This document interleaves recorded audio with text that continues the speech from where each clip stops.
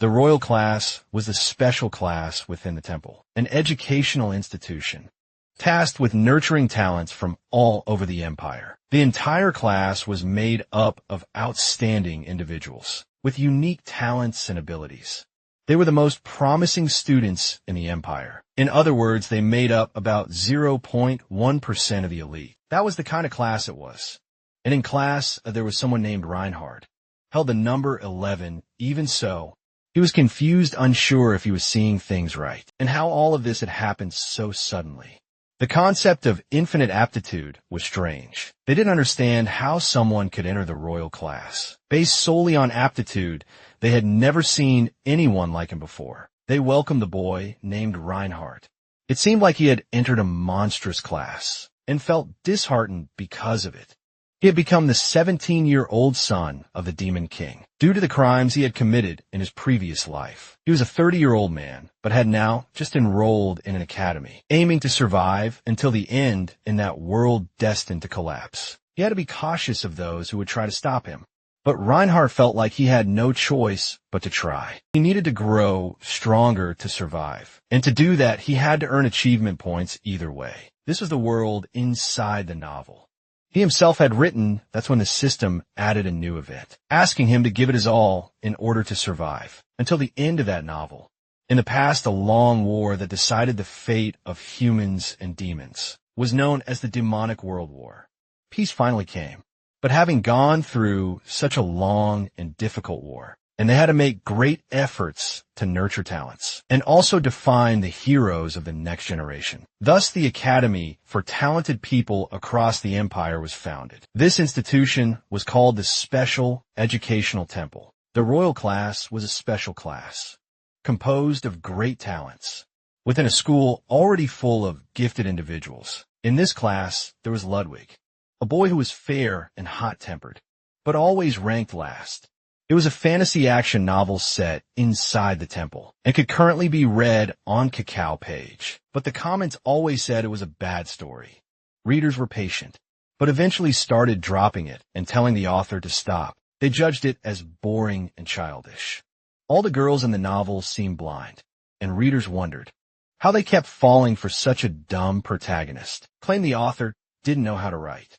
It was obvious he wasn't following any basic storyline, and some even wanted to rewrite it themselves. While the author read those hate comments on his novel, he ended up dying from high blood pressure due to stress. Later, an agent from the Soul Management Department of Hell, the Reaper Kim, declared it had been a spontaneous cardiac arrest, caused by hypertension therefore.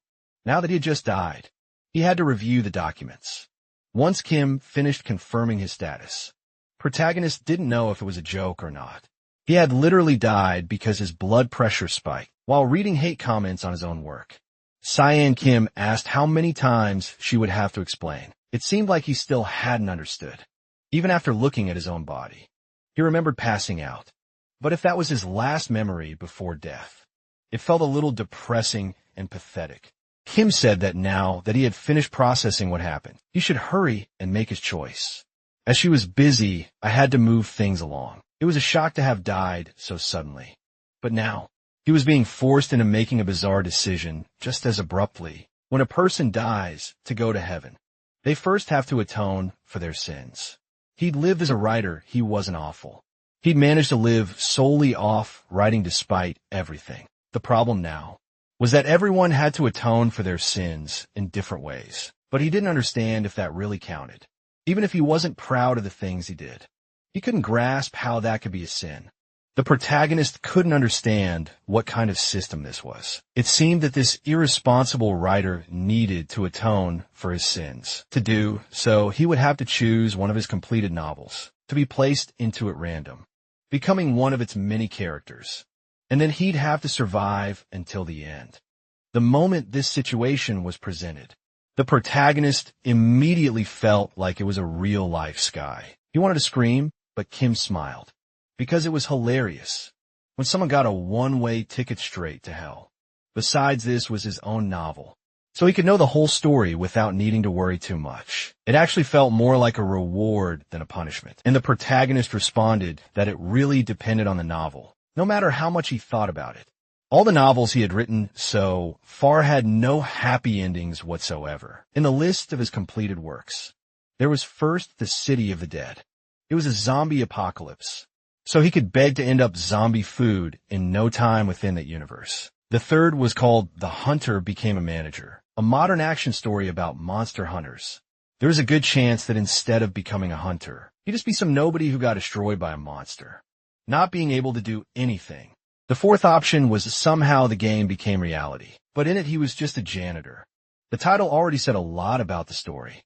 It was a fantasy dungeon game, and right at the start, 90% of humanity dies during the process. The system uses to take over reality. Among those options, it seemed like only one might be feasible. The Demon King is dead. A slice of life school story with a fantasy backdrop. It was a relatively calm story that he wrote after getting tired of only writing intense novels. And for now, it was his best option, although he ended up dying because of it. Being a slice of life story set in a school after a war made it a little better. It was the one with the lowest chances of him dying. A novel where the final boss dies right at the beginning and was made to tell what happened afterward. That was definitely the best option because since it would be random, he didn't even need to be the protagonist to live a decent life. He'd be lucky if he ended up as just one of the students at the school. Even so, he wondered why that novel felt bad. He remembered it was because something happened halfway through, and that's when Kim interrupted it, saying that if he took too long, she'd choose for him. She especially liked The City of the Dead. And the protagonist immediately begged for The Demon King is dead. Kim sighed and agreed that they could go with that choice, then wished him good luck, which confused him all of a sudden. She simply clapped her hands and the whole setting changed. But when he saw his own appearance, the protagonist suddenly looked completely different. He was in his room right now and wondered what kind of luxurious room this was. Noticing there were also horns on his head, besides that he was wearing fancy clothes.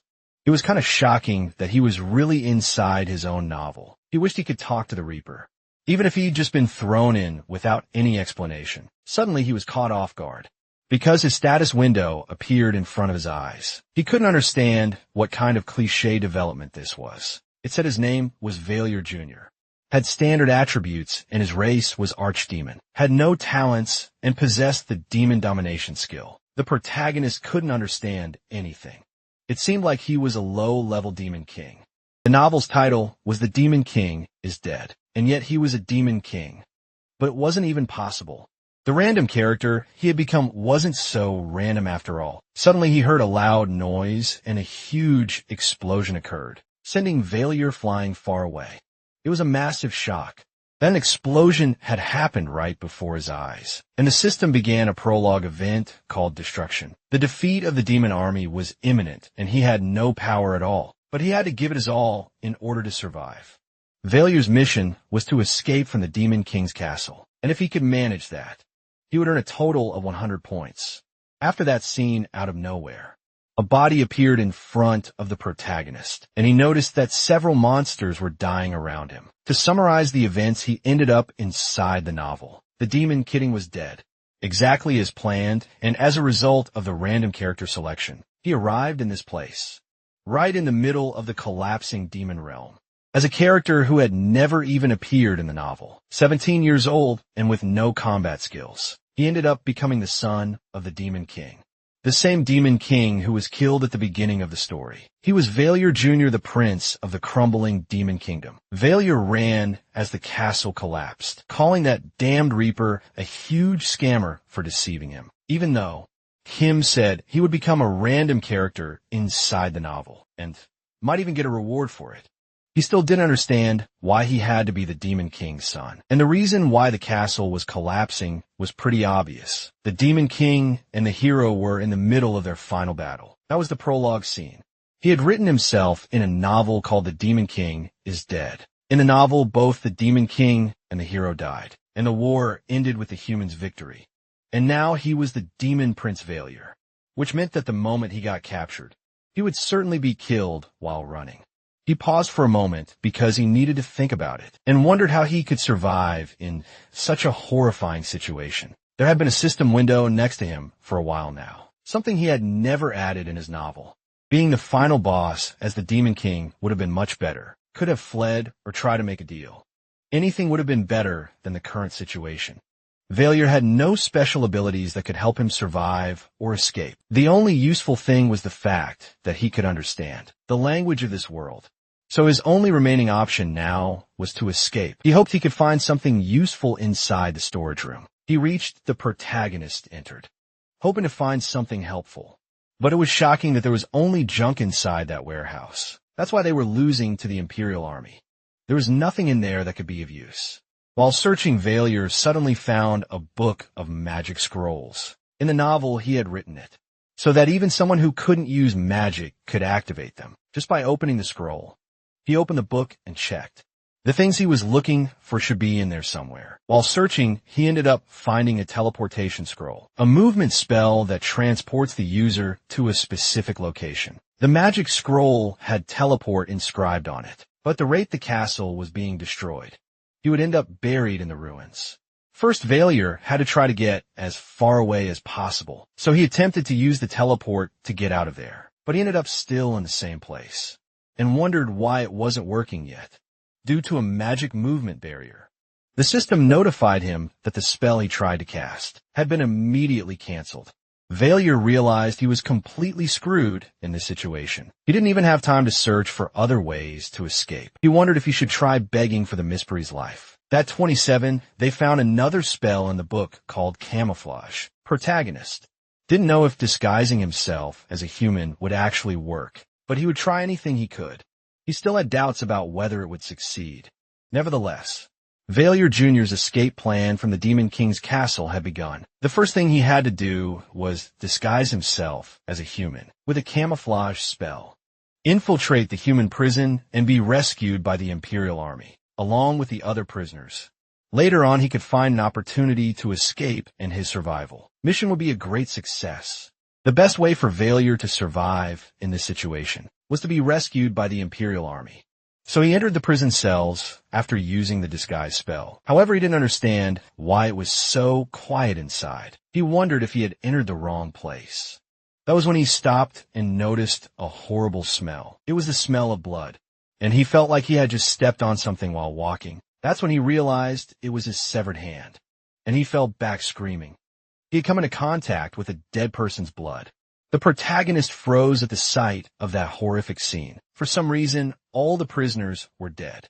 But Baalier didn't even know what he could do after escaping. He had to do something. That's when he noticed someone was there. The protagonist approached and asked if the person was okay. He realized it was a girl sitting beside someone lying on the ground. It looked like the girl was a child, who was terrified and shrank back when she saw the protagonist approaching. He apologized for scaring her, saying it was because they were prisoners, and asked if she was all right. He sighed in relief, seeing that she seemed unharmed, but it looked like the person lying beside her was likely a relative. So he told her not to worry. They would be rescued soon, and asked if she wanted to wait with him, if that was okay, but she stayed silent, staring intensely at Baalier. He realized he may have crossed a line. It seemed like she found him suspicious. He laughed nervously because he was actually scared out of his mind. This was the Demon King's castle. After all, maybe it was better if they stuck together. The girl stared at him and began to tremble, and he quickly apologized, realizing he may have asked too much, but still tried to explain himself. She wiped the tears from her face and finally said it was okay, asking him to sit beside her. But in truth, Baalier felt that the situation was a little strange. That made the protagonist let out a nervous laugh, replying that was terrifying for him too honestly, which wasn't a lie. He really was scared. After all, if his plan failed, he'd be killed or captured instantly. It wasn't like he had other options. But then he noticed something in his cloak. When he touched it, he realized there was something inside. Baalier had found it in the pocket of the clothes he had been wearing and kept it with him. At the moment, he wasn't hungry enough to eat those biscuits, and he started talking to the girl, who had picked it up a little earlier. He asked if she wanted to share and offered her the biscuit. She accepted after a brief moment of surprise. Baalier was surprised. She must have been starving after being trapped here all this time, but for some reason, she was eating very little. He wondered if maybe she didn't like biscuits, and he said they just needed to wait a bit longer. The Imperial Army should be coming to rescue them. Suddenly, They heard a voice shouting that the prison cells had been found, and Baalier froze as he realized the men have finally arrived. One man widened his eyes in shock upon seeing them. He was stunned. Then the man knelt down, begging for her Imperial Majesty to punish him for not arriving sooner. To save her life, the protagonist turned around, shocked as he realized that the old man had just bowed to the girl and called her Imperial Majesty. That girl was the first imperial princess of the Guardias Empire, Charlotte de Guardias, and she had been placed there in the cells. In the end, the protagonist's mission to survive was a success, and he had completed the prologue, receiving 100 achievement points.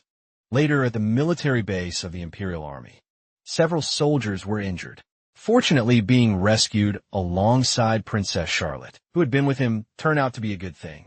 Who happened to be with him? But in the end, he was still a demon, deceiving others with a low-rank spell called camouflage. If by any chance the princess's mage claimed, they might have been cursed by demonic magic and used a spell on them that would be the end. The princess was taking care of him far too well. In short, they were paying way too much attention to him for him to sneak away unnoticed. And there was one more thing. He had never written about her before. And during their meal, a man approached, apologizing for the interruption, since they were at a military base. This was the best they could prepare for Charlotte to eat. She smiled and thanked Lance for the hospitality. Lance thanked her for understanding, and said that as soon as Duke Solarian arrived, they would take her back to the Imperial Palace. Charlotte thanked them, saying it was a relief, then smiled and thanked the protagonist for what he had done for her. In the cell, Baalier didn't feel like he had done anything, and after it, just being there had brought her some relief. Even so, the princess insisted that he had helped her a lot, and in return, she wanted to bring him safely to his hometown and asked him its name. Baalier got nervous and wondered how he should answer that. A hometown, a region. He wasn't even sure if he had anything like that. He couldn't remember anything of the sort. However, Baalier felt a deep stare aim at him. That's when he noticed that it was Lance, looking at him with a terrifying expression. So Baalier answered that he didn't remember anything. Lance was staring like he was about to kill him, just because he took too long to respond. So he decided to make something up. She was shocked and began to cry. And Baalier wondered how the princess could believe that, asking himself if she was too innocent or just an idiot. Say something like that, Charlotte. Imagine that he must have gone through many hardships while in prison, making Baalier sigh in relief because she was so naive. Wiping her tears, Charlotte declared that he no longer needed to worry about it. She swore at her name that she would help him recover his memories. He bowed and thanked the princess. And Lance was surprised that Charlotte had made such a promise, but she was determined to keep it. She couldn't go back on her word, and asked if they planned to let her become a liar. Lance stammered in denial, and even though Baalier felt like a liar, he was grateful for her intentions. Even if it was impossible to keep that promise, that was because Charlotte would die. In the original novel, there was no description of the Demon King's castle prison conditions for the structure and realism of this world. If the princess's existence was one of those elements of realism, then Baalier couldn't predict her future. He had never written her story to begin with.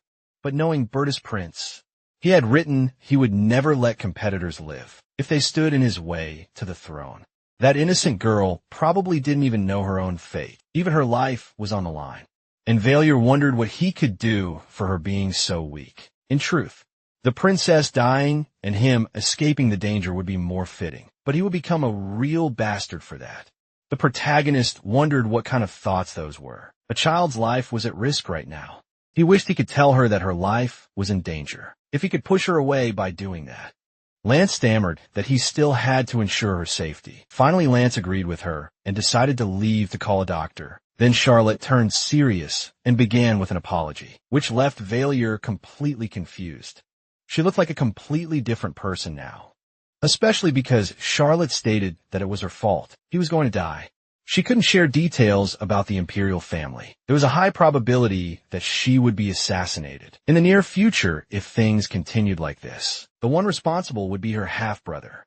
Bertus the Guardias, most people on this base were probably his allies, and the fact they were keeping her there without letting her leave meant they had no intention of sending a message saying she had been rescued. Taking back, Baalier realized that Charlotte had been covered in a thick cloak when she was rescued. People likely didn't know there had been any survivors among the prisoners in the Demon King's castle. If Charlotte died like that, they wouldn't let the protagonist escape. He would be quietly killed to eliminate the evidence along with her. Baalier stammering, asking if they should try asking the knights for help. But she replied that it would be useless. There was no one she could trust. And the protagonist wondered if that included Lance too. It was a complete checkmate. However, Charlotte assured him he didn't need to worry. After all, she had sworn on her name that she would help him recover his memories. Then she said they needed to escape from there. She intended to draw their attention. And Baalier felt that they really didn't have much time. The protagonist ended up agreeing with her idea and ran off to carry out the plan. And Baalier was surprised to find out she actually planned to escape. Charlotte said there was only one way to get out of there alive, and he asked how that could be possible. She replied that they had to bring Sir Francis there, and Baalier asked who exactly that was. She apologized, realizing she should have explained more. Charlotte asked if the protagonist remembered the knight who saved them from the Demon King's castle. Earlier, Baalier realized she meant that scary guy from before, and she explained that William Francos was one of the few people from the neutral faction. He was loyal only to the imperial family itself, and Baalier understood that he must be someone trustworthy. If he had been on the prince's side, then both of them would have been dead in the Demon King's castle from the start, but Francis saved them anyway. Baalier thought that if someone truly neutral supported Charlotte, then he might have a chance to survive as well. With that, the protagonist decided to follow her words, and the princess thanked him for believing in her, since now they could return safely together. Then she suggested they could escape even with a tight security, and he asked how they were supposed to do that. She began explaining the plan. First, she would become the decoy, and Baalier was worried because that sounded dangerous. She said it was, but she'd be fine, at least until someone arrived who could decide her fate, so he had to hurry. Charlotte held his hand since they didn't have much time, and Baalier could feel her hands trembling. They told her it was dangerous, and that she should stay inside the tent. But Charlotte said she wanted to see the barracks. That was a bit troublesome for them. But the princess insisted. She was the imperial princess and wanted to see the barracks. They had no authority to stop her. Their duty as knights was to keep her safe. But Charlotte kept buying time. Baalier managed to slip out of the tent unnoticed, but he wondered where Francis had gone. While searching around the base, suddenly a man approached and asked what he was doing. The protagonist replied that he wanted to speak with Francis. The knight said that Francis had just left for the Demon King's castle and asked what business Baalier had with him. Baalier froze when he heard that the plan was ruined, now that Francis had gone that far away. The man explained that it was something Lance had requested. Francis had gone to take care of the remnants at the Demon King's castle, and the protagonist immediately understood Lance's intentions. He was the knight on the princess's side. It was possible he had foreseen the plan and made his move first, so now there was only one option left. The knight asked again what Baalier wanted with Francis. If he didn't answer, he'd report him. And the protagonist stammered because it was an emergency, catching a man off guard. He stuttered, explaining that Francis was in danger. Baalier wasn't going to let this man stop him over something like that. The knight exclaimed that they had to rescue Francis immediately, or at least that's what Baalier hoped he would say.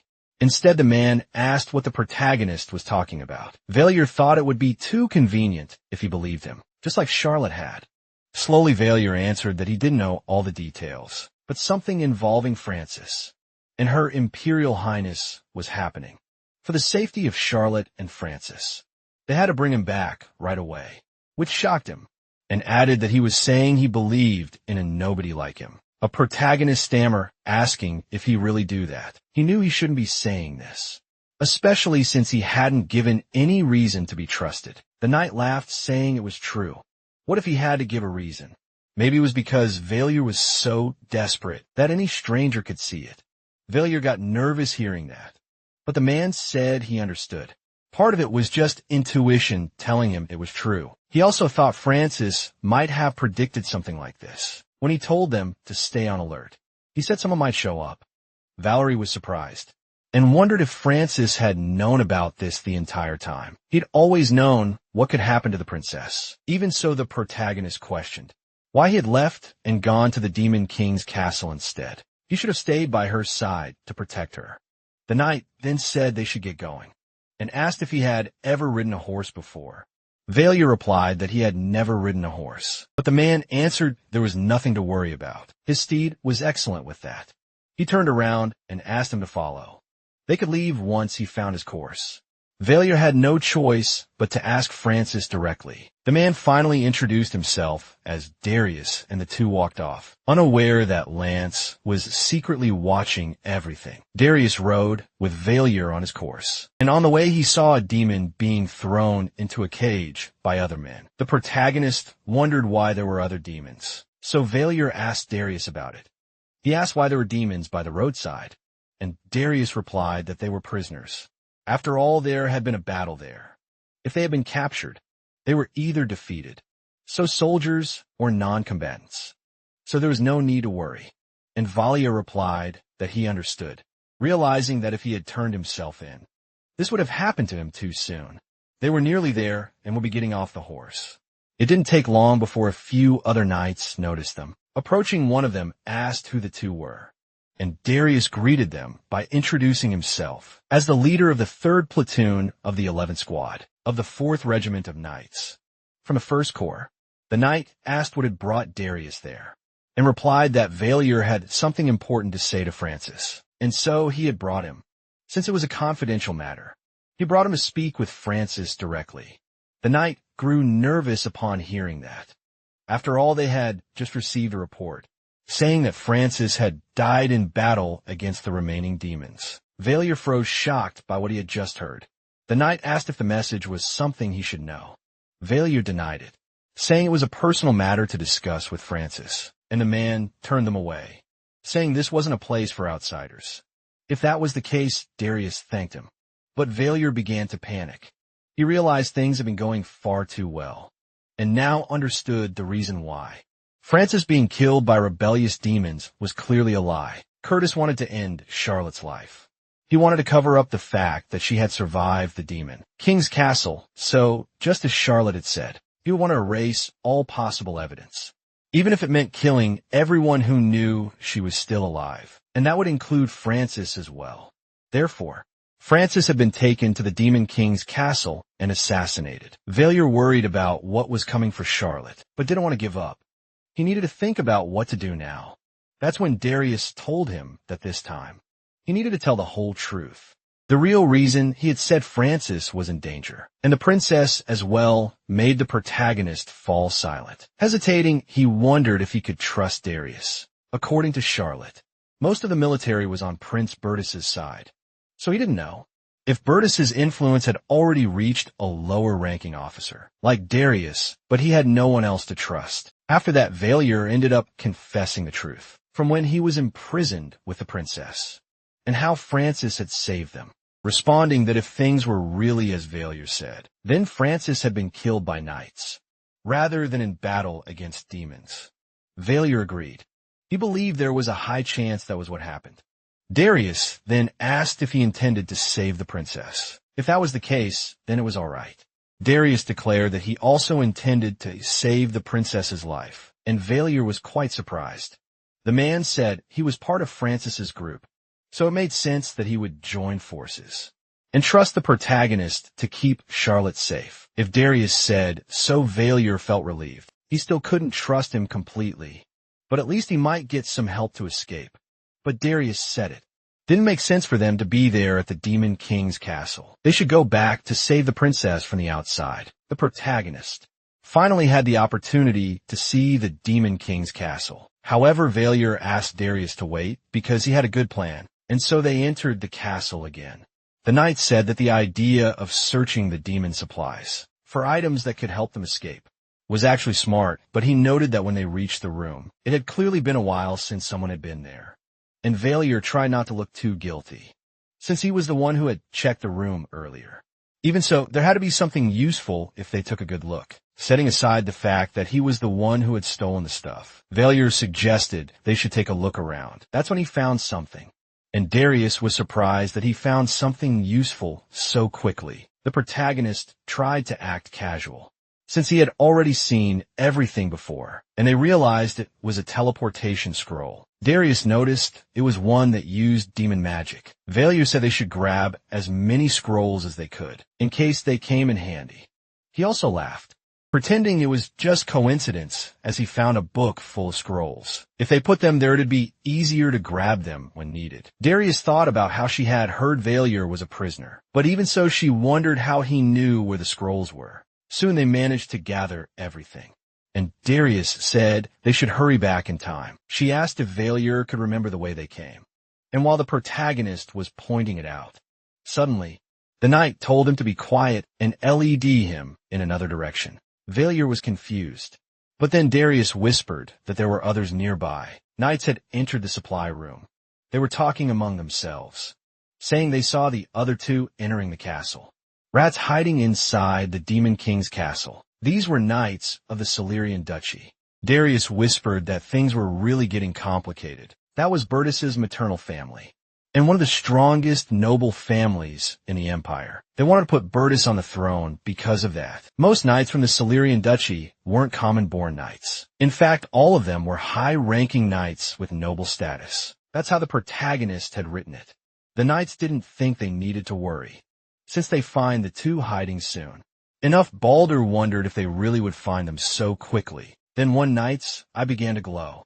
The man confirmed their location, stating they were behind a stone statue. You could even hear their breathing from there. Valerie was shocked that they could even be heard, and the men raised their voices, saying they knew they were hiding. One of them drew his sword and said, "It'd be better if they just came out obediently."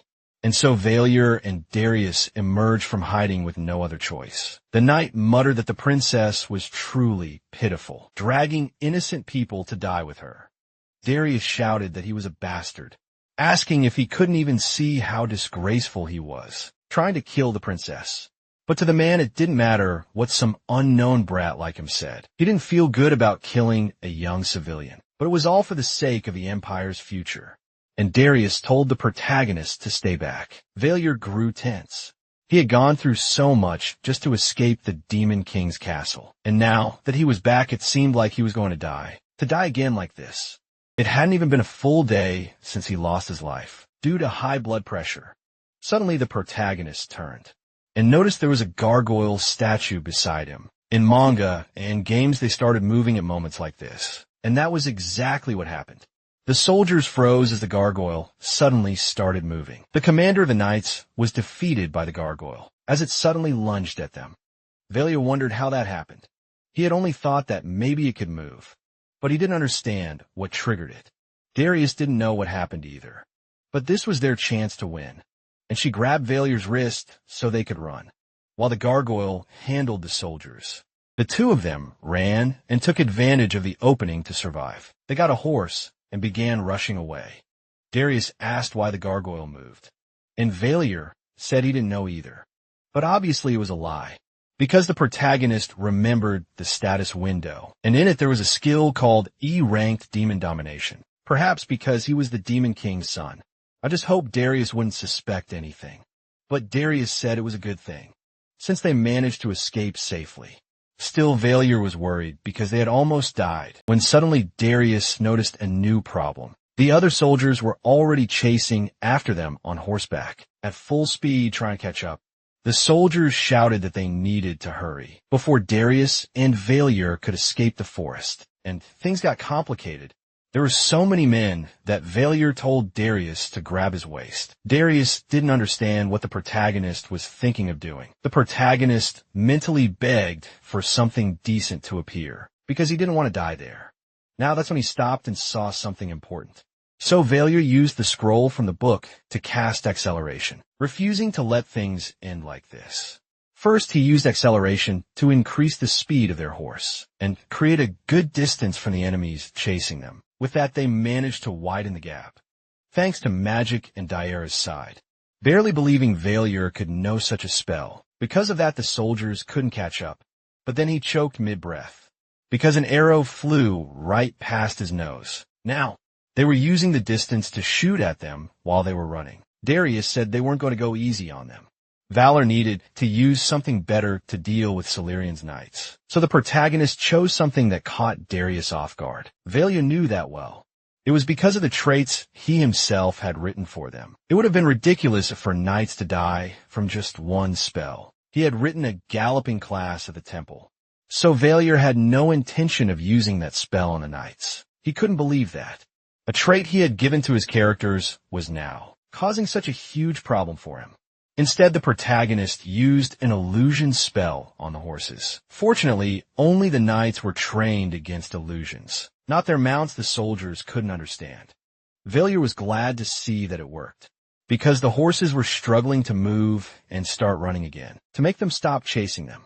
He only had 2 spells left, but when he looked for the mind control one, he realized the race was over.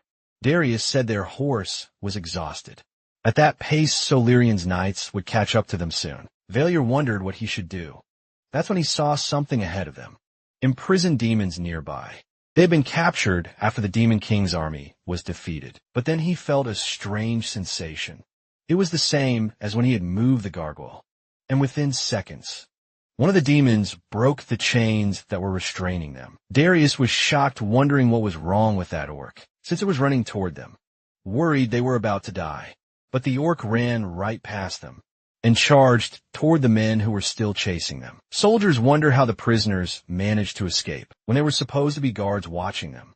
But it didn't take long before the ORC started killing the soldiers. Baalier said they should take this chance to escape, and Darius agreed, riding off again on his horse. The protagonist was relieved, and it worked. The demon domination skill had activated, and now they could escape. Darius just remained silent watching. It was strange. Even so, Darius felt it was still too early to start suspecting the protagonist. First, he needed to focus on saving the princess. Soon the 2 of them arrived at the military base, and Darius introduced himself, saying he needed to report at Charlotte's tent. The soldier asked for his affiliation, and questioned how a mere lieutenant dared to ask to see the imperial princess, with Darius remaining silent. The soldier asked if he really thought he would let him enter. With that boy, he let it slide this time, but told them to leave at that. Darius said it was time for Plan B, and immediately drew his sword against the soldier. To force him out of the way, other soldiers approached, asking what was going on.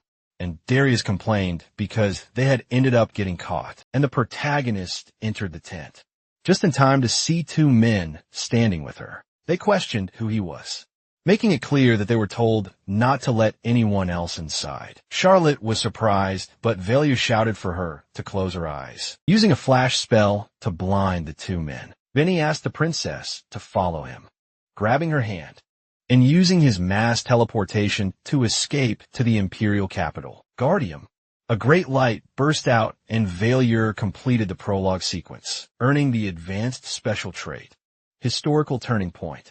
An important character who wasn't alive in the original timeline, Charlotte de Gardius, had survived, and the future has drastically changed because of that. Thus, ending the prologue, the imperial capital. Guardian was the place where the main story of the Demon King is dead. Took place. Artium had been modeled after Seoul, the place where the protagonist was born. Charlotte and Baalier arrived there after successfully teleporting, since he was the one who had written every detail about this place. And it resembled Seoul. He thought he'd feel emotional upon arriving, but he couldn't have been more wrong. There was no way he could have written about such a massive place, with so many details. The protagonist wondered how anyone could write a city that big. Then Baalier calmed down, realizing he couldn't get lost in writer mode, and needed to focus more on the imperial princess. Charlotte asked if this was really the imperial capital, even though they had just been inside the demon Roan's encampment. It seemed she was confused about the sudden teleportation destination, and the protagonist decided he should explain what had happened. Baalier apologized for bringing her to the capital without a proper explanation, because when he arrived, Francis had already died. Charlotte was shocked and asked if they had really made it there. Just with Baelier's power, he denied it, saying that wasn't exactly it. They were helped by someone else. That person was Darius, who had also appeared via teleportation, relieved to see they were safe, in case they failed to infiltrate, due to the strictness of the guards. They were lucky there was even one scroll left, or else Darius would have died. Then Charlotte asked who this man was, and Darius bowed, saying he was a lieutenant. It was a great honor to meet her. So he asked to explain all the events that had happened up to now. He thoroughly explained everything to Charlotte, from Francis's death and the infiltration of the Demon King's castle, to the moment they almost died, being chased by the Knights of Solarian. Coincidentally, a gargoyle had stopped the Solarian Knights inside the castle, and one of the demons went into a frenzy and bought time for them to escape. There was also the convenient fact that they reached the Imperial capital thanks to the teleport scroll they had found in the Demon King's castle. Even Baalier, if he were in Darius's shoes, would find all those coincidences suspicious. After everything, the fact that the protagonist was always at the center of the solution made him seem very suspicious. And from the way Charlotte was peeking at Baalier, it was clear she was suspicious of him. It would have been even stranger if she fully trusted him. She had been raised in the hellish environment of imperial politics. Honestly, that was better. If he stayed near her for too long, his identity would soon be exposed. During their walk, Baalier knew this would be his last chance to escape safely, so to be separated from the two of them in the middle of the street. Alone, the protagonist felt he was facing one hell of a dilemma. He had almost died several times already, and even after saving Charlotte, he couldn't receive any reward because he was a demon in disguise. Now he was starving too, but no one would donate even a coin to help with that. If he had known this would happen, he would have written in a convenient trait, like demons being able to sustain themselves using only mana. Suddenly, demons could now be nourished solely by mana. But that was a trait that required 100,000 achievement points, and the protagonist was extremely surprised. The system congratulated him, because he had earned the authority to interfere with the world of the Demon King is dead. His failed novel had been classified as a profane abomination of alphabet soup, and Baalier was both shocked and offended at the same time. He felt like the system was throwing the truth in his face, while mocking him just to make fun of him. The system explained that his actions could alter the main story, and additionally, he would receive conquest points as rewards for the events he faced. He could also receive conquest points by completing challenges, so you could check the list of active challenges, which would be updated periodically. The system displayed all the challenges. It started with slapping the Emperor on the cheek, which offered 10,000 points. Another was getting imprisoned in Guardian's jail, which gave 12 points. He could then escape from prison for 2,000 points. Then he could pick Pocket Knight without getting caught for 100 points, or buy a 100 square meters house using only money from begging for 1,000 points. The list was so random that Baalier wondered what kind of bizarre and difficult missions these were supposed to be as a reward for completing the prologue. The special ability to use conquest points was unlocked. The system showed the point spending options. You could use revision to change world traits. There was also a preview which could be used to check how his actions, decisions, or use of revision had altered the timeline. He also received a warning that interfering with major events, or with main characters, might be impossible, or might require a large amount of points. Using the ability in a way that might cause a trait collapse could make it fail to activate. If he wasn't aware of a potential trait collapse and tried to use the ability, there would be a penalty. Baalier felt it was getting too complicated. The system showed that he could directly interfere with the world's characteristics through the use of conquest points.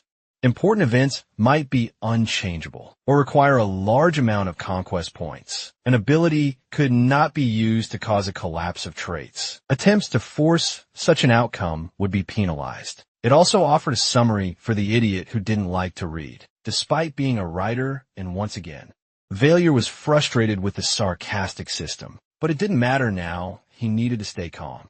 It might be complicated, but this seemed like an overpowered ability that could be useful to stay alive. He had a few points and needed to check what he could do now. Then suddenly, the system asked if he wanted to view the writer's advice. He could choose between clear advice and vague advice, and asked what the difference between them was.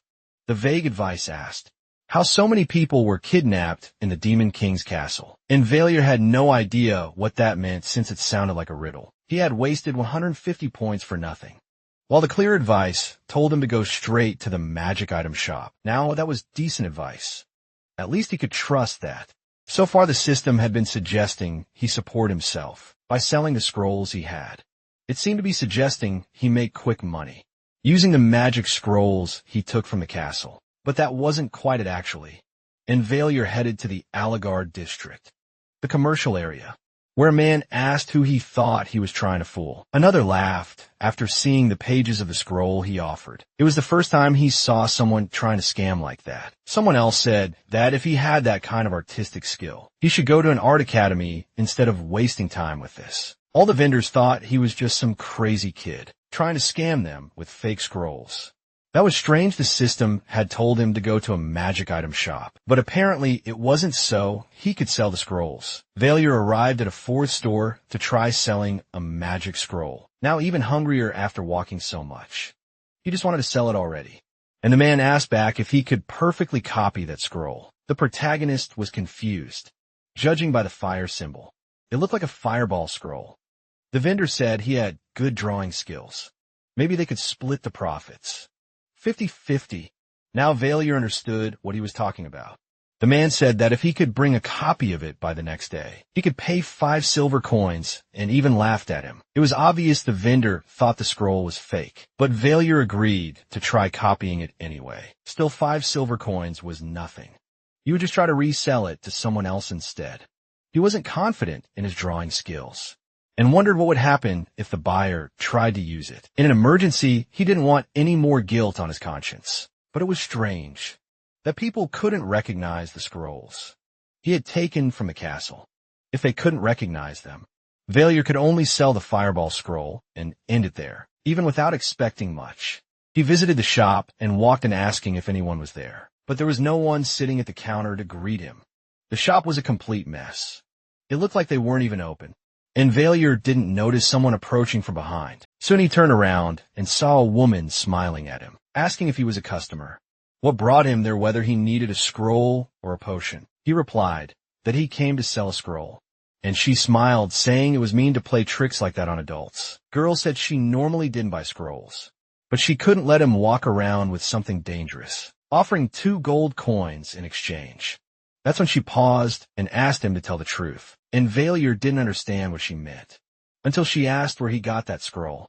It was a magical formula used only by demons. Protagonist froze, realizing she was pressing him even more, demanding to know why he had it, how the spell was activated, and the casting method were details he hadn't specifically configured in that novel. But the woman in front of him had realized the truth, and was demanding that Baalier answer her questions properly. She kept pressing, asking where he had obtained that scroll, and the protagonist found himself completely cornered. For some reason, the woman was so obsessively persistent that he didn't even know how to respond anymore. And the notification said the setting would cost 3,000 points. The woman asked what he was doing talking to himself, and Baalier wondered if he really needed to tell her everything. So slowly he began to try to answer, saying he had gotten it from the Demon King's castle. She shouted, asking if he thought that was a valid excuse, demanding the full truth before she hit him. Baalier gestured for her to wait, saying he was going to tell everything as it happened. And then he explained a bit of the situation to her, but the girl felt he was lying. If he had rescued the Imperial Princess, he should receive an extraordinary reward or an amazing title. And she hesitated, feeling like the story seemed a bit too made up. The protagonist sighed. His acting had been flawless. After all, she was a specialist at making up ridiculous stories. Then she smiled and asked if in the end the Demon King was dead. It must have been hard for the two of them, suffering under him. She suddenly hugged him, saying, Baalier must have worked really hard up to now, and he grew nervous, not knowing what was going on. Honestly, Baalier said he didn't really remember it all that well, so it was fine, but he was still hungry, and it was a bit awkward, so he just wanted to leave already. Then she said he might still be carrying some sort of curse from the Demon King's castle, and asked to use Dispel Curse on him. He grew nervous as she asked him to wait there for a moment, but he wanted her to wait a moment. That's because if that girl dispelled the magic he had cast on himself, he would be exposed as a demon. While Baalier kept begging her to wait, She simply cast the spell and revealed his true identity as a demon. Now he was in serious trouble, and he gave a nervous laugh asking what had just happened. However, the girl called him Prince and wanted to know if he didn't remember her by any chance. But Baalier had no idea who she was, and the protagonist was surprised to realize that she was a vampire. Even so, she kept asking if the protagonist really couldn't remember her. They couldn't just leave things like this. She wanted to start by moving him to another location. If they stayed there, they would end up being discovered by others, even without knowing what was going on in the room. She said he must be hungry, but at least had some snacks to offer, and he thanked her for the offer. The girl continued speaking formally with him, and yet ended up being casual. Even after everything, then she apologized for repeating herself. But it really did seem like Baalier had lost all of his memories. Replied that aside from the fact that he was a demon prince, he couldn't remember anything else that had happened. And she said that was a good thing. The fact that he had brought that dangerous scroll to her, among so many others, was incredibly lucky. So she bowed to properly introduce herself, saying she was a member of the infiltration squad. And Baalier wondered if he had set any of this up beforehand. He thought it was all new. Baalier had been wondering earlier, and asked why a vampire would live in such a sunny place with so many people. Smiling, Alaris said she had to live in a lot that included a shop to save on rent, so she didn't really have a choice. Baalier felt sorry for her, but Alaris said there was something else she needed to know. There were more demons there than in the imperial capital. Now that the protagonist stopped to think about it, she had mentioned before that there was an infiltration squad. One member was active under the false identity of Count Argenpantheus. Another member had a residence near the Bronze Gate by the Iron River. He was the demon who personally kidnapped the imperial princess. Surkar was exceptional at transformation magic, using his face-changing arts.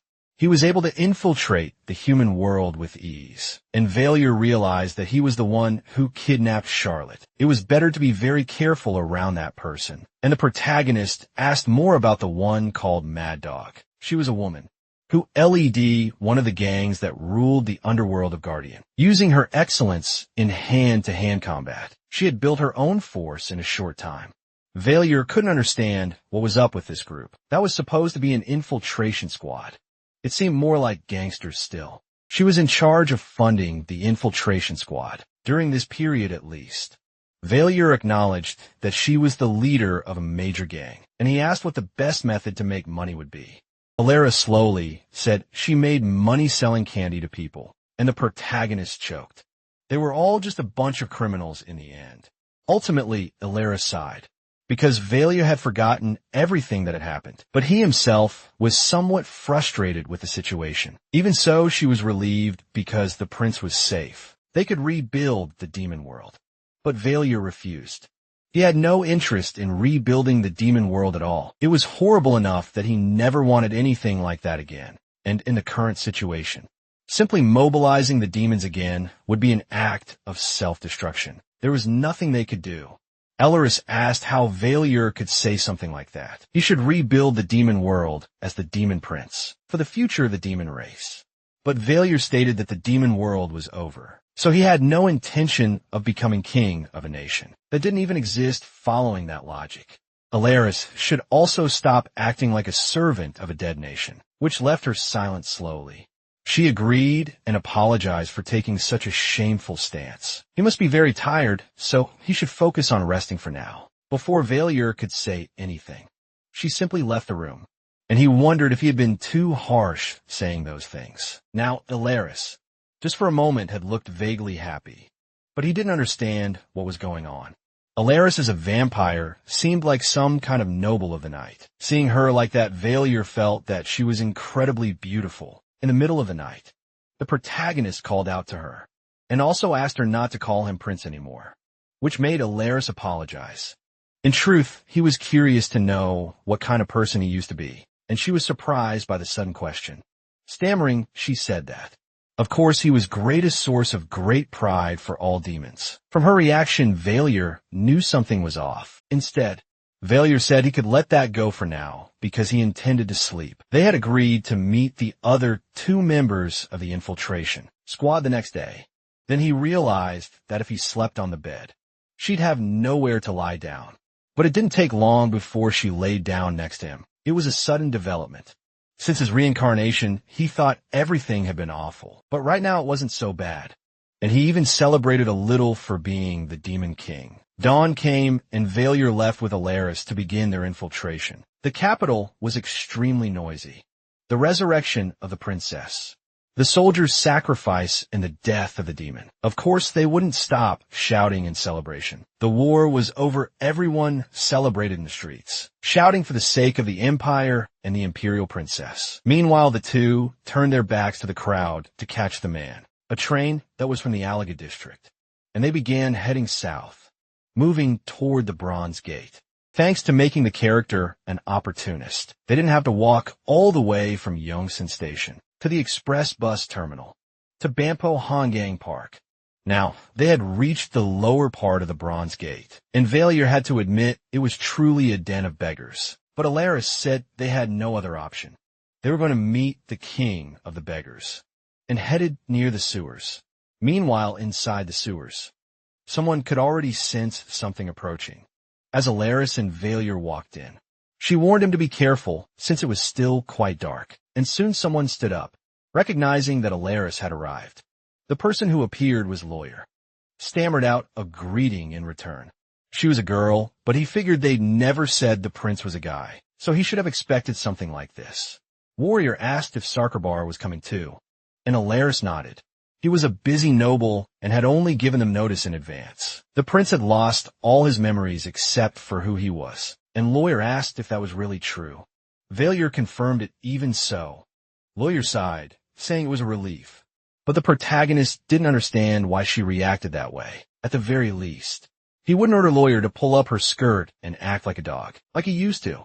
And Baalier wondered what kind of person this character used to be. Alaris laughed, saying it seemed like Lawyer secretly enjoyed it, and Lawyer nervously told her to shut up, claiming she'd never said anything like that. Baalier realized he must have been a real scumbag in the past, but it was a shame he couldn't remember any of it. So he apologized still. She replied that it was okay, and Baalier felt like it was her way of offering her paw like a dog, prompting Alaris to laugh because it had really been instinctive, despite that Baalier said it was fine. He'd be more careful not to provoke her too much, even if Lawyer kept doing things like that.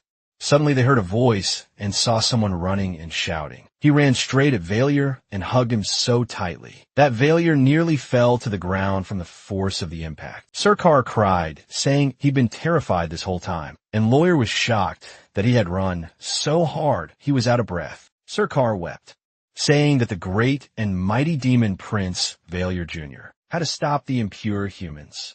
Baalier could barely breathe and asked him to let go. Then he remembered Elaris's earlier warning to be careful with this guy. With absolute loyalty to the Demon King and the Demon Realm, he was more than ready to sacrifice his soul to rebuild the Demon Kingdom.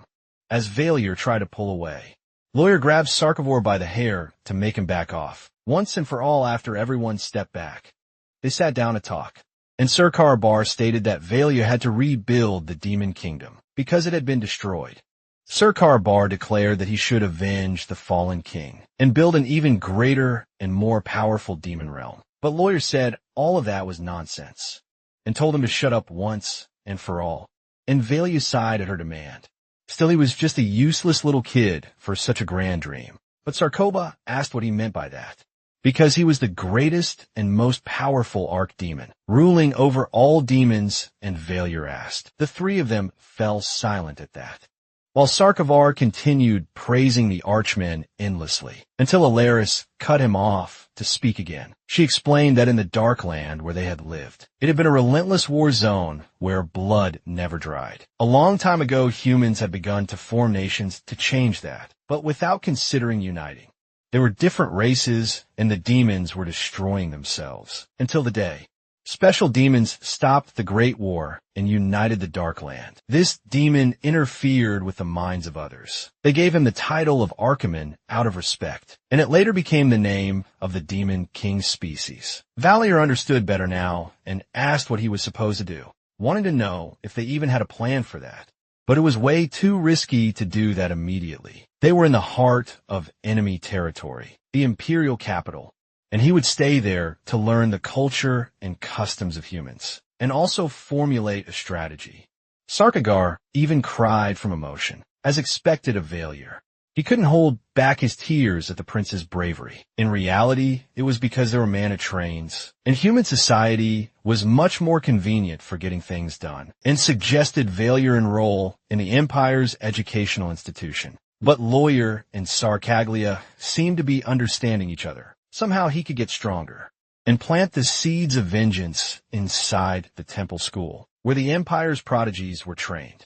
But Baalier couldn't get out of this so easily, so he needed Ellery's help, who immediately replied that it was a great idea. Stammering Baalier said this was a problem, because they didn't even know what would happen there. It would be dangerous if his identity were revealed. However, Sarkar replied that it was fine, because with the doppelganger's ring he was offering, Baalier could change his appearance whenever he wanted. The demon realm was now in his hands, and Baalier felt pressured by the intense gaze coming from Sarkagar. So it was decided the protagonist would go to the temple school, using the false identity given to him by Alaris and Sarkavor. But there was a possibility of an investigation into the victims of Charlotte's kidnapping. After the princess's return, and Davon shook hands with the person who came in with Lawyer. He asked what his name was, and now Baalier had become Reinhardt. The blonde-haired boy Alaris explained. There was a risk of exposure if he used the name of the deceased Demon King. Lawyer asked if he could use the name Screams of Hell. Sarkata replied that was too perverted, maybe even Greeking, and Alaris responded that his real name would sound far less suspicious than those awful suggestions. Baalier told them to stop, or they'd never be done, and suggested the name Reinhardt instead. He would change his appearance using the doppelganger ring, and so he had a new and false identity and appearance. With Lawyer's help, he would attend the temple school. Lawyer had mentioned it before. She would take him to get his new identity the next day. Devon already knew she wanted to take him to the temple. Lawyer agreed, explaining she wanted to help that guy get established in life. Avon understood her intention, but still he asked how they planned to pay the tuition, which caught Lawyer off guard because she hadn't thought about that. Devon said that with their current income, they couldn't afford the temple school's tuition. Under these circumstances, Baalier realized he had completely forgotten. It would be impossible for those beggars to afford a year of temple school tuition, as they were now the most prestigious educational center on the continent, a place where children of noble families came to study. If the tuition for a year of the temple school were converted into dollars, it would be at least around 100,000. Lawyer sighed. It seemed they couldn't afford it with what they were earning. Now if they reduced how much was being paid to the gang, maybe things could be rearranged. Baalier wondered how they could even call it a gang budget, when all they did was sell candy. He'd have to check into that later. Lawyer had said many times before that if they did that, they have to shut down the shop. And Daiban felt there was no other way to resolve this. So Baalier asked them to just pay for one semester of tuition. And Lawyer asked if he was thinking of applying for a scholarship or something like that. And he agreed there was something like that. Now that the hero was dead, the Empire would start looking for the second or third hero. So if he became talented, they might cover the tuition. In fact, if someone was very talented, the temple school would pay the tuition regardless. It didn't matter whether they were looking for a hero or not, and even if he was a low-level demon, he was still an archman. Baalier said that as long as he trained hard there, he was sure he'd be able to gain at least one talent, and Lawyer replied that it was good to have such confidence. If the worst happened, he could always create a talent using his achievement points. Daebon replied that even so, it was still complicated, couldn't avoid the fact that their funds weren't enough to cover the tuition. Right now, besides, that was why their income was steadily declining, and Baalier asked if they couldn't just change their way of thinking. Davin asked if he had another idea in mind. If customers didn't come to them, then maybe they could go to the customers, a place where many people came and went, and somewhere you could escape easily if something went wrong. The man had trained if they could sell toys there. The children would cry and throw tantrums, to the point where the parents would have no choice but to buy one for them, no matter how defective they were. And Lawyer was impressed. I really was clever. Even Davon agreed. He said Lawyer had a good eye for things and thought Baalier had a bright future ahead of him, asking him to make sure he got into the temple school. Baalier felt like Lawyer was about to call him a bastard for that. He couldn't let that happen and wondered if he should teach her a lesson. It didn't take long before Lawyer acted like a dog again and created that weird and awkward scene. They talked about how Lawyer praised Baalier a lot, and he replied that he was really happy to hear that. Devin said they should raise a toast in the name of the new family member, the one known as Reinhardt. They all toasted to the new addition, amidst all the mess of drinking and throwing, up until the protagonist asked who the gang members he had mentioned earlier were. Devin laughed and said it was them. Lawyer made money through the large organization she built, with pure violence, and thanks to that, she was able to sponsor the Infiltration Squad, a magical item shop and a noble. They were even able to sustain themselves without worry. It was clear to Baalier that Lawyer was hiding something. Laughing, Davin pointed to the intersection up ahead, where there was a roundabout. That was why they were called the Roundabout Gang. The protagonist laughed when he realized they had based it on something like that, but he still intended to figure out what they were really hiding, leaving the bad name aside. Suddenly Lawyer appeared to scold them, asking if they had really given him alcohol like that. Lawyer questioned Davin, who froze in fear at the sight of her terrifying aura, and asked what he was doing there. Baalier felt like it really was a bad moment. He ended up being dragged by the collar by Lawyer, straight to the interrogation room. Davin left Baalier in the girl's hands as he was dragged away. She complained that she couldn't even take her eyes off him. For 1 second, Warrior asked what he planned to do if he got drunk. Lawyer started saying that he couldn't do things like that, but it was Baalier who interrupted to ask something. It must be pretty hard to sponsor both the infiltration team's activities and the temple school tuition, especially with just one source of income. So she must have had another one to be able to manage all that. She hesitated in reply that she never said anything before because she thought the protagonist already knew. It hadn't been her intention to hide it. Even so, Baalier asked if she was doing anything that could hurt people, and Lawyer said no, but admitted it could happen sometimes. To be honest, selling candy was just a front for the group. Gang helped Guardium's Thieves Guild collect information, while disguised as beggars. Baalier felt that they were like a fantasy version of the Beggars Guild from the How clan. In a way, it was almost funny if it weren't so strange. Lawyer said that if he commanded her, she could tell him everything. But she didn't think he needed to know much about that matter. He could just forget all of this after entering the temple school. It would be for the best. You wouldn't have to get involved with the Rotary Gang's money anymore. There was nothing left to do. And the next day, they still had to go to the administrative office of the imperial capital. With Davin getting an ID was even easier than Baalier expected. Davin smiled because he had business there, and obviously it would be easy. So while they were in the city, Baalier noticed the temple school enrollment office, trying to send their children to the temple school. But that wasn't exactly it. Baalier replied that this must be the counseling office if you took the test there, and they confirmed you had exceptional talent. You could enter without paying. Davin realized that was where they evaluated talents, but Baalier still knew they needed to go to the other side, so they headed in another direction. They followed along as numbers were being called, and when their number came up, Baalier and Davin went to the reception.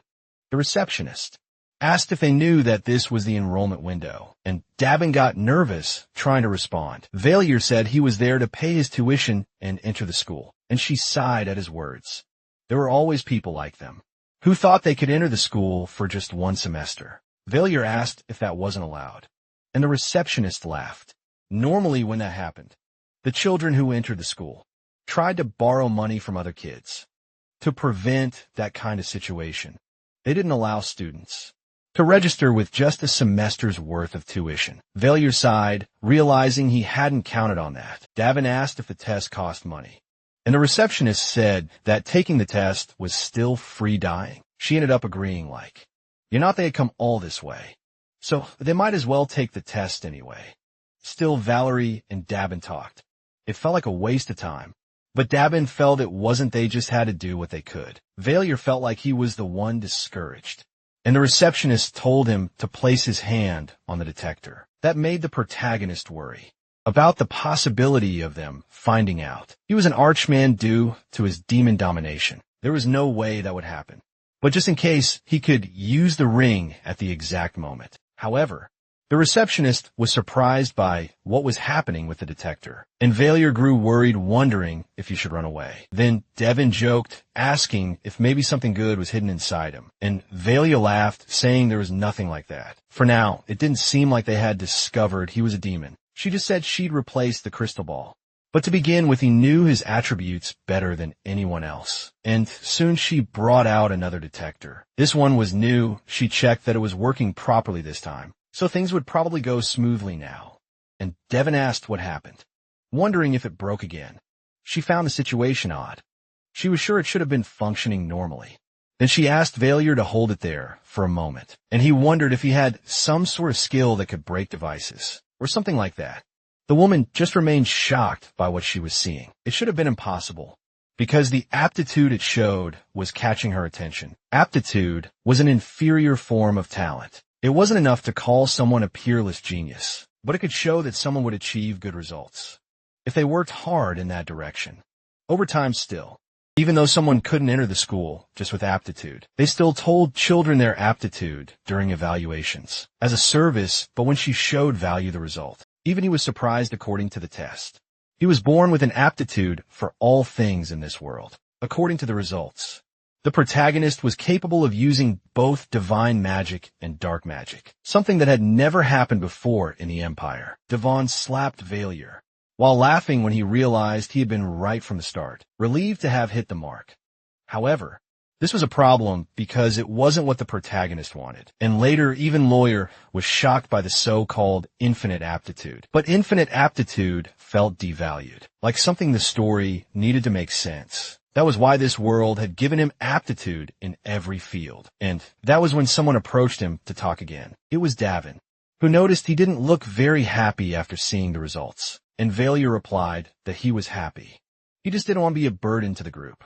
As Diamond walked away feeling amazing, the protagonist realized he was finally reaching the main story. Valeria had planned to join the main storyline in the following semester, but the way things were going, he would be placed in the royal class immediately. The royal class was a special class in the temple, an elite class where all students received permanent scholarships. Baalier had planned to be a regular student for a semester and try to gather some achievement points. But the thought that they would put someone like him directly into class was something even he hadn't expected. Even Alaris was surprised when she heard about it.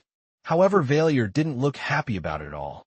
When he thought about it, Classa would probably be mocked by the main character very soon. The main character of the novel The Demon King is dead. Was Ludwig, a transfer student from Class 1B. Ludwig turns against Class A, which mocked Class B for being inferior, and he befriends his classmates while progressing through his journey. In other words, most of the students in class were arrogant and had huge egos. After all, infinite aptitude was something that made Baalier happy. It was good to be highly evaluated, but also made him feel a bit pressured.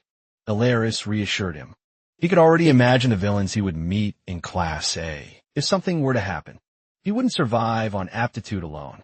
Alaris said they would also do their best to support Baalier as much as possible. The temple allowed students to leave campus. Baalier asked Alaris why she wanted him to go to the temple so badly, and she hesitated without answering. Finally, she replied that she believed if he spent enough time with humans, he might start to love them too. Baalier asked if it wasn't something she would regret later, and she said she would deal with those problems when they came. For now, she prepared some clothes and snapped her fingers, making a suitcase of clothing appear. Baalier needed more than just his current school uniform. But beyond all that, she also offered a red stone necklace and placed it around his neck, asking him to keep it with him. And she nodded a long time ago. There were 7 vampire clans called the Seven Knights. The Monday and Sunday clans disappeared long ago, so their magics were forgotten. But the other 5 clans specialized in elements corresponding to their names, and passed that down through generations. He then questioned why she would give him something so important, and Alaris explained that, just like the ring Surkar gave him had the power of doppelgangers, this was similar this necklace. allowed him to use as much fire magic as his magical reserves could handle. She suggested she could give it a try, and Baalier was surprised to see the power of that small, red stone on the necklace. He stood up, deciding to cast fire magic with his own power. But when he tried, for some reason the power was very small and weak. It was almost like using a flint. In Eller's hope he wouldn't get too used to Tuesday's flame, Baalier asked why that was. And she explained that the more negatively he felt towards someone, the more power the item would provide. She hoped he now understood why she had given him Tuesday's flame. Baalier felt he understood the reason she gave it to him dinner. She didn't want him to hurt anyone. She was also worried about her own safety. With that he thanked Alaris, promising he'd do his best to keep that in mind, and try not to use the necklace until he graduated. Alaris smiled at hearing that, thankful that the prince understood. And Lawyer also offered something to the protagonist. For a moment he didn't know what it was, but she explained that it was a pouch with money. Equal to his allowance, it was supposed to be his tuition, but now that he had a scholarship, he could use it however he wanted. Unlike the others, money was all Lawyer had to offer. Baalier thanked her, saying he would use the money wisely, and she asked him to have a good night's sleep. It was only recently that the protagonist remembered a crucial issue about that novel. That story, The Demon King is Dead, was a slice of life, a nice, relaxing story. He wrote to please fans tired of dark and tragic endings, but he had no talent for wrapping up a happy story. He ran out of material to write very quickly, and the story lost its purpose. He ended up doing that, and now he wondered if that was the real reason his story ended up flopping. Again, it was something that happened toward the final parts. In the middle of the story, a portal connected to another world suddenly opened, and thousands of monsters came through. The world would begin to be annihilated, and now he realized he was in serious trouble if things were heading toward that outcome. Knowing that, Baalier wondered what he should do. Maybe he could take the chance to run away. He could flee and wait for the end to come. However, he asked himself why he had to suffer for his own stupid decisions. When he thought about escaping, he remembered those who tried to care for him, and felt he needed to pull himself together. No matter what happened to the world, he was the one most responsible. He had to take responsibility. He needed to go to the temple and get stronger, to earn even more achievement points than he already had. Whether it was the destruction of the world or anything else, he had to do something to fix the situation. Time passed, and soon an announcement was made for the new students at the temple, telling them to have their student ID and admission letter ready. The new students of the royal class were expected to be present in the dormitory hall at 1 p.m. Baalier was stunned. He only realized it once he had arrived in the capital. To think his lazy descriptions had been materialized like this was impressive. He wondered how much money they had spent on all of it. Inside the building, it was even more impressive than usual, and he wondered how he could find his room in a place so large. As he walked, suddenly a girl approached him to talk. She recognized him as the new student, and Baalier greeted her. She introduced herself as Sierra Zenoan, the class president of the royal class. Sierra knew he was probably looking for his room and asked if she could help. Requesting to see his ID, Baalier handed it over, and she saw that his name was Reinhardt with no surname, and he was part of Class A. He had been assigned to room A11. She explained that he should head in the other direction, toward Class A's hall, and reminded him of the announcement he heard. There would be a welcome party for new students at 1 p.m. Attendance was mandatory. As they would explain the rules the newcomers were expected to follow, Baalier thanked her for the help, and Sierra's moved on to assist other new students. He then went toward where room A11 was located. It didn't take long to find a room, and he used his ID card to access it, just as he had been instructed. He was surprised and wondered if it was some kind of magic too, so these things barely surprised him anymore. What his room was supposed to look like, he couldn't remember at all. He didn't usually write down things with such small details. However, he was caught off guard because the room was enormous and luxurious, even bigger than he expected. He wondered if all students got rooms like this. First the imperial capital, then the temple, and now the room. Everything was so fascinating and almost felt terrifying. Suddenly Baalier noticed a wrapped gift package. He opened it, wondering if it was for him. There was no way they paid that much attention. He decided to check what it was inside. There was a map, dormitory rules, some candy, a notebook, and a pen. It was surprisingly kind. He still had some time and could memorize all the rules and the things he was supposed to use there. While writing, he tried to recall things about Class A and Class B until an announcement came, saying that all new students needed to go to the main hall. Baalier was surprised because time had passed quickly. He could only clearly remember the names of a few characters, but it should be enough.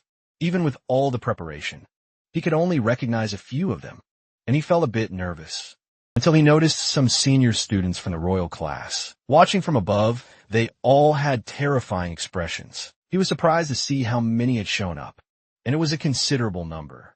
No one would think the seniors would take interest in the new students, and Baalier wondered why they had come.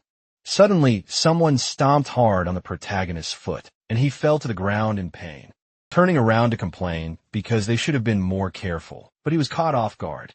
When the person bent down to apologize and check if he was okay, the person helped him up while still apologizing. But Baalier was too stunned staring at the guy. After all, it was Ludwig who introduced himself with a smile. And Baalier shook hands, and the protagonist tried not to get too tense, while looking at the main character of his own story. Ludwig noted that the welcome party would start soon, and it was upon seeing Ludwig that Baalier finally felt, for the first time, like he was inside his own story. Sears announced through the microphone that was about to begin, and asked all new students to take the seats in the center of the hall. Class B was supposed to have 10 students, but he could see 11 now. It seemed they adjusted the numbers, because he entered through a special admission. But the thought that Valerie would become the last in Class A made him nervous already. Imagine the students pressuring him, wanting to know if he was the infinite aptitude guy. He was that guy with all the height, but with a fragile body. People probably wouldn't even believe someone with no visible talent had made it into class. He was sure that exact scenario would happen. It was the perfect setup for something like that to unfold soon. Mrs. said they should begin introductions, and Baalier felt like he'd be better off in B11. The first person to introduce himself to everyone in Class A1 was brightest, which was a complete shock for the protagonist. He was originally supposed to enroll under a fake identity, but there he was, and another girl introduced herself as a 4. Harriet the Saint 01. There was also Care, who was a 10. And finally, Baalier introduced himself, still using the name Reinhardt. All around him, people whispered about him being the guy with infinite aptitude, not understanding how someone could enter the royal class. With just aptitude, Baalier sat back down after his introduction, trying not to feel nervous. Everyone was gossiping too much.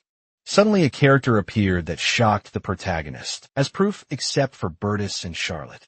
None of the royal family members had entered the royal class, which meant that not even the royal family could get in without proving they were talented and skilled. If Bertus, the first prince, graduated with top grades, that alone could grant him immense power. So the secret villain of the Demon King is dead. Bertus de was going to enter the royal class, and that would just be the first step to turning his ambition into reality. But now that both the prince and princess of the empire had entered the royal class in the same year, things would be unpredictable.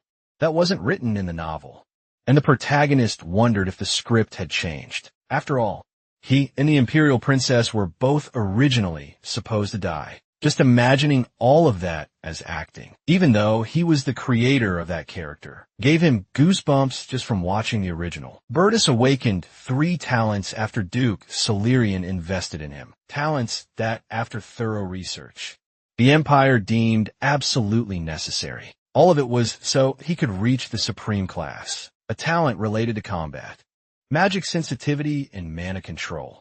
Without one of those 3, it was impossible to become a member of the supreme class. With him, Bertus, after fulfilling the necessary conditions, became a sword master that couldn't have been different from the novel. The problem was Charlotte de the first princess. It was just Baalier's guess, but he believed both Princess Bertus and Charlotte were in the royal class, but it seems she ended up in B1.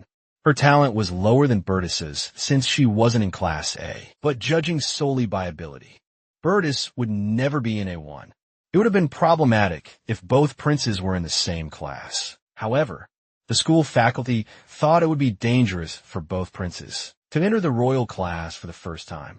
So when everyone finished introducing themselves, they could focus on talking about the royal class rules. Sierra explained that in the royal and temple classes, everyone was on the same level.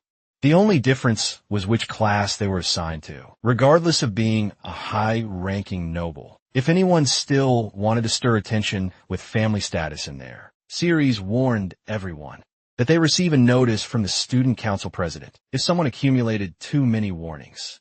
They have a meeting with the faculty, and after that, disciplinary action would follow. So they better start getting used to the idea of being expelled. Also, there was a new letter from the royal palace of Guardia, depending on how the letter was interpreted.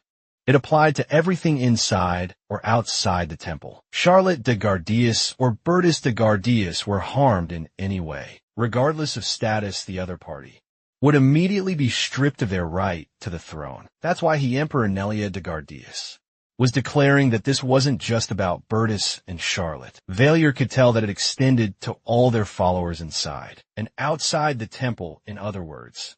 It meant they had to treat everyone's life as if it were their own and compete with everyone in good faith. It seemed that Bertus and Charlotte weren't going to fight each other, at least for now with that. Later on, Bertus kept using that fake smile to treat the other students like friends. Obviously, it would be troubling if he got a warning or anything like that. And Baalier had to admit that Bastard was really good at what he did. The student Bertus was talking to his heir to Lafery, and Bertus commented that Lafery was known for its grapes and wine. Eric was surprised that he knew about the Lafayette, but Baalier knew it was just Bertus' sweet talking him to win him over. Then Bertus politely excused himself when he saw someone passing by. He walked up to a girl asking to speak, and even Baalier didn't understand what he was doing. Bertus told the girl not to think anything strange about him. He just wanted to introduce himself to everyone. He introduced himself and sincerely apologized. She should have been part Class A1. But it seemed the temple administration was being a bit more cautious than usual. Baalier realized the girl with black hair and black eyes that Bertus was talking to was someone he recognized. The girl was Ellen A2, and she replied that she didn't mind. She didn't really care about those things. The fact she was the A1 of the royal class, but had been demoted to A2 because of Bertus. And she had a secret: she was a genius with a revenge talent, nearly good enough to be an A1. Her real name, or rather her last name to be precise, was Artorius, a hero who defeated the Demon King by sacrificing himself. Ellen is actually the younger sister of Regan Artorius. But it didn't take long before Baalier heard a voice loudly speaking. It was Ludwig who arrived, smiling at everyone and greeting them like a typical, generic anime protagonist. And very quickly, everyone went silent, staring at him with that awkward atmosphere. Ludwig got a mark on his neck because he carelessly spoke to someone from Class A. Even so, Ludwig approached Baalier to talk, happy to see a familiar face from before, while the two exchanged handshakes. Harriet was stunned watching that friendly scene in front of her. She grumbled that it was really annoying. But Ludwig smiled and walked over to greet her as well, only to be ignored as she slapped away the hand he offered. And he got nervous, realizing he wasn't allowed to be there. Harriet pressed him, saying she didn't know if he could or not, but she was sure that whenever a Class B student was around, it always caused trouble. But who came? To his rescue was Bertus, who asked Harriet if she wasn't going a bit too far with that comment. Baelier's side Harriet was in trouble now. She needed to make a good impression on the prince, which was unfortunate. Starting an argument with him wasn't a good move. She backed off from the situation, and Burris introduced himself to Ludwig, apologizing for it, saying there were a few sensitive people in that room, but he could feel free to use the beeper if he needed to say something. He could teach Ludwig how to use it if he didn't know. Baalier was shocked that he got 100 points. What surprised him even more was realizing he could actually get much more than that. Baalier felt like he was being mocked. He had a very small amount of points, way too little, and even the system told him to shut up and stop being greedy for wanting more, which made him sigh, realizing he could only accept it. Even so, he decided to check the subsections about supernatural abilities. Baalier wanted to use magic, but there was nothing he could do now. However, supernatural abilities were extremely weak at the beginning of their manifestation. They were hard to control and required repetitive training. Baalier decided to earn more achievement points before buying a supernatural skill. He could also decide which one to pick as things progressed. Although the royal class had its entrance ceremony separately, the procedure was quite simple. The head teacher introduced them to the classrooms of each professor, and they were taken to the private class buildings, near the dormitories. Baalier felt like there wasn't much to the entrance ceremony, which probably meant that even between the princess and the prince, nothing had changed. Suddenly, he heard the voice of the class, a teacher telling the students to stay focused on their studies. This man was Mr. Eppenhauser, the teacher of class's classroom. They would have classes in that room on Mondays and Thursdays, on Tuesdays, Wednesdays, and Fridays. They would have pre-registered classes. And Eppen told Bertus he would be the temporary leader. Managing the class would be his role. All suggestions should be submitted to the leader first, if they wanted to change leaders. They should discuss it among themselves and then report it. All necessary information would be passed through A1, but there was one exception.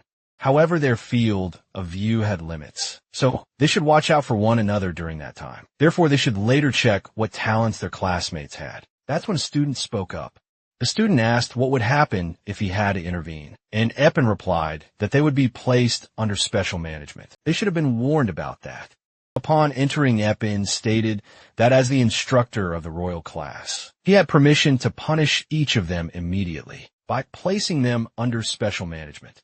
Another student laughed, asking if he could really do that, and Eppen said he'd been doing the same thing for 10 years now. He hoped they got the message and would be very careful with their actions. Baalier wondered if a teacher was really supposed to be that harsh with his students. Then Eppen commented that A11 was strange. Baalier got nervous because he was suddenly called to accompany the teacher in the middle of the conversation. One was Grant's A3, who had his supernatural ability, and another was Cliffman A5, who had a combat talent. Grants would take classes in supernatural abilities and control. In other words, Baalier's classmates had specific paths to follow. Eppen went on to say that Baalier had aptitude in all fields, but nothing particularly special. He probably didn't know what to study, or they might be completely different from what that person wants. Eppen had seen many cases like that. Compared to them, the protagonist was the best and could do anything. Baalier remembered what he'd read in his status window and replied that he'd like to learn supernatural abilities. The teacher hesitated and then said he knew Baalier had many talents that were described vaguely, to leave things open-ended. But he questioned whether supernatural abilities were actually involved. And Baalier laughed. If he had infinite aptitude, then it should apply. Protagonist brought up supernatural abilities because they were cheap, but his teacher's reaction wasn't very good. Eppen said that if they were to follow the rules, people without supernatural abilities couldn't attend those classes. But for those in the royal class, it was a bit different still. You could be expelled if you failed to prove you had any aptitude in that field. Baalier silently agreed, and so Eppen decided he would just give him one lesson, handing over his class schedule for the semester. He wouldn't accept anything beyond that.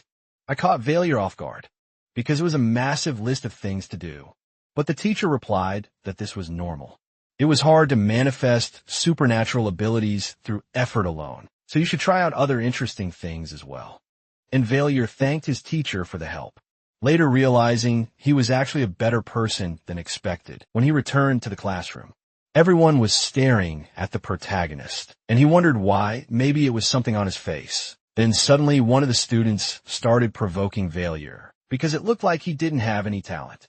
Baalier admitted he didn't, and the student exclaimed, asking if the others thought that was right. This was the royal class, after all. It didn't make any sense to place someone there with just one aptitude, especially in their room, which had one of the highest entry requirements.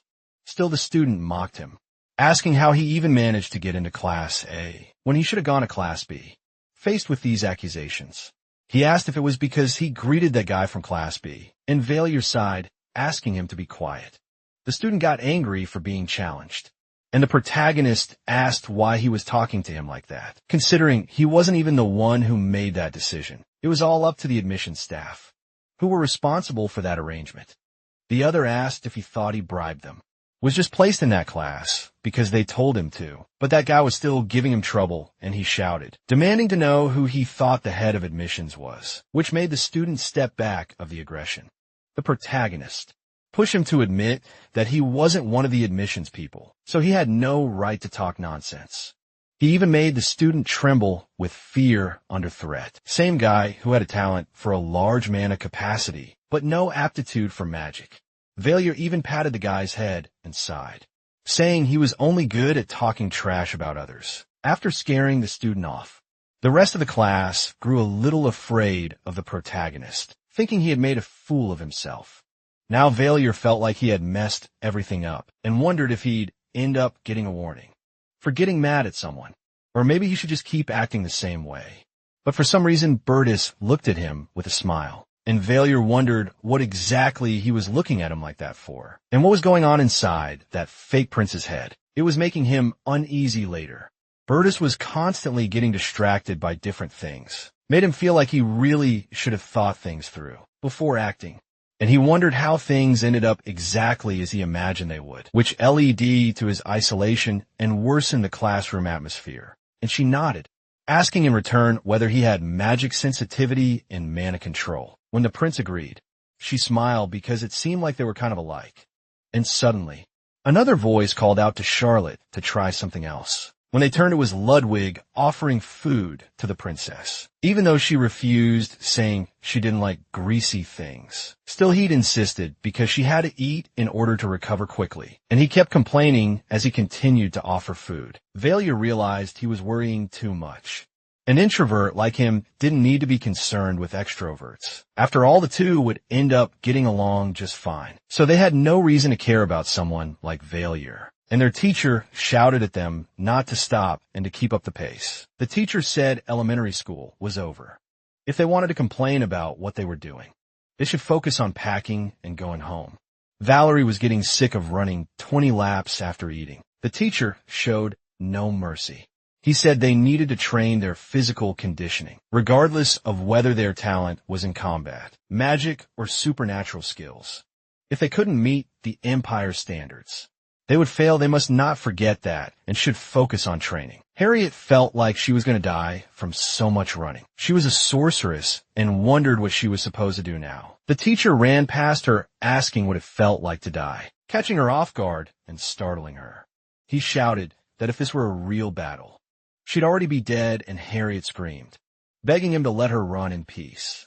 While that chaos unfolded, suddenly a voice called out to the protagonist. It was Ludwig, who showed up smiling. He asked if Baalier was already tired when it had only been 20 laps, then ran ahead, telling him to hang in there.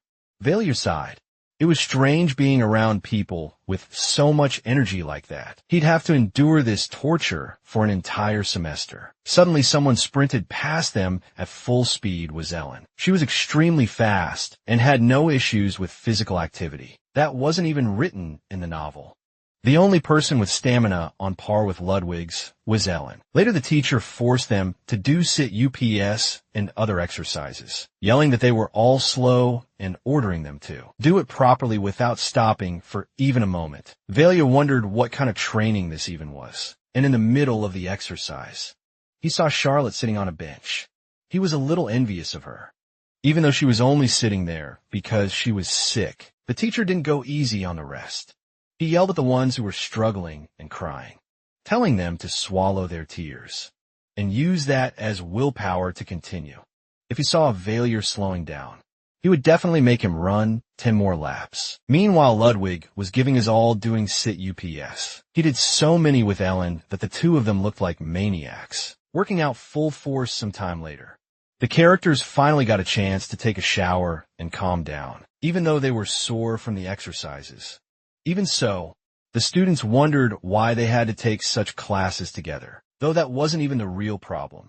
You end up sweating like an animal every Thursday. And another student came up to comment that he didn't seem very fit. Earlier, it was the same guy who had mocked the protagonist for not having any talent. And Baalier asked since when he cared about that boy, said that looking at Baalier, he didn't seem like someone good at fighting, and asked if he really. Baalier got irritated after all. That guy was the one who started it. The student got angry and shoved the protagonist. He questioned how someone like Baalier dared to talk back to him, and the mood in the area grew tense again. Baalier sighed, saying that was enough. But the student still wasn't done. and told him to try talking crap again if he dared. It made no sense that someone like him, without talent, was occupying a spot in class. Suddenly, Baalier grabbed him by the neck and prepared to punch him in the face, and the students shouted because a fight had broken out. Lundberg and Bertus held the protagonist back because they weren't supposed to fight. But Baalier still told that guy to repeat what he said if he wanted another beating. Another student pulled the one who provoked him by the collar, and the commotion continued as they tried to call a teacher. Later, both of them were standing under the gaze of Epin, who commented on how they had already fought. On the very first day of class, the student stammered that Baalier had hit him first and was already insulting him before that. And the protagonist felt it was true that they had fought, but seeing how quickly the teacher reacted. It must have been Louis Ankton who went to call the teacher and asked if it was Baalier who started it, and the protagonist agreed. The teacher told Baalier to explain it better, and he said that. Carew repeatedly claimed his admission into class was unfair, so Baalier told Carew that a student shouldn't question the reason. The temple made such a decision. The protagonist admitted that he was too harsh with his words, because Kerr was criticizing the temple because of him, but Kerr tried to overpower him physically, since he didn't have a good physique. And Kerr still agreed, complaining that he got punched. Epin told both of them to shut up. The protagonist smiled inwardly, because the teacher had fallen for his words. He knew exactly what could anger or please his characters, because he had created them. So Baalier began to fake tears, saying that Kerr in front of the other students claimed he had cheated to get into Class A. Baalier said he didn't mind being slandered, but Kerr's words were against the integrity of the temple, which made the student tremble. And the protagonist took it as a grave insult to the Guardius Empire, so he couldn't hold back his anger. He bowed and asked the teacher for forgiveness for his recklessness. Baalier knew Epin had a certain trait that he could exploit freely. That trait was patriotism. And Epin stared deeply and frighteningly at Kerr, wanting to know if it was true. The student stammered, trying to explain himself, but the teacher didn't back down, and insisted on knowing if he had heard the truth. Just now he wanted to know, irritated if it was true that a mere student had blasphemed, that the temple was corrupt. And slowly Kerr agreed. Eppinhauser was a patriot, and took great pride in the Guardia's empire and the temple. He was very sensitive to topics involving slander against the empire, or the temple, however. At the same time, he was a fair teacher to all his students. He would realize that Kerr said all that, think it through, and judge the situation accordingly. Then the teacher said that Kerr should stay while Baalier could leave and return to the classroom. When he got back to class, everyone was still staring at the protagonist. It seemed the rumor that he had no talents had spread to both Class A and B. Still, Baalier had no idea what that was.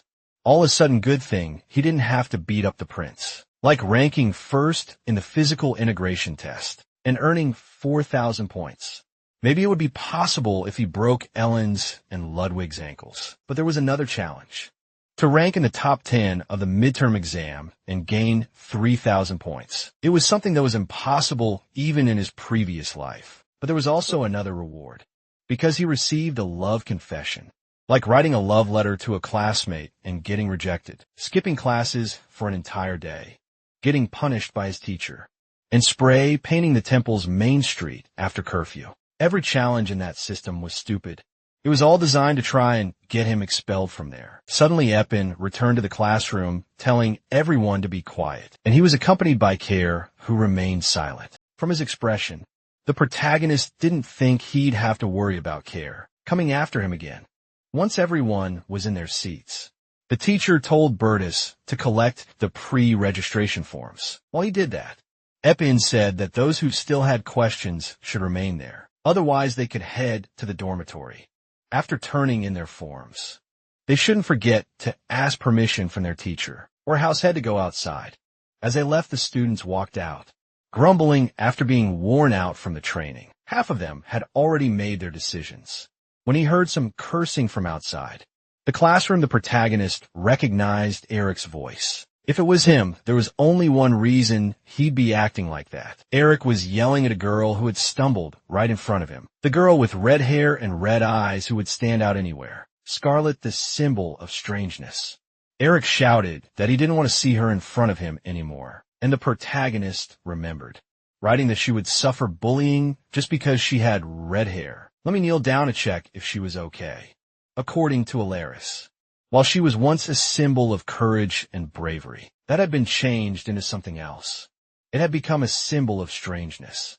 Since Archiman had red hair and red eyes, because of that, she was abandoned by her parents and lived on the streets. Unlike Baalier, she endured the bullying, because she got nowhere else to go besides the temple, but being abandoned and bullied, just for the color of her hair, was horrifying. Soon enough, she would become friends with Ludwig and wouldn't be bullied anymore. But Baalier wondered if he should interfere. It seemed like it was time to pick his first talent, and he wondered which one to choose. In his room, Baalier was shocked when he saw it again. There was auto-suggestion, a talent he had set aside, but it was still on the list. And there was only one reason he had left it out.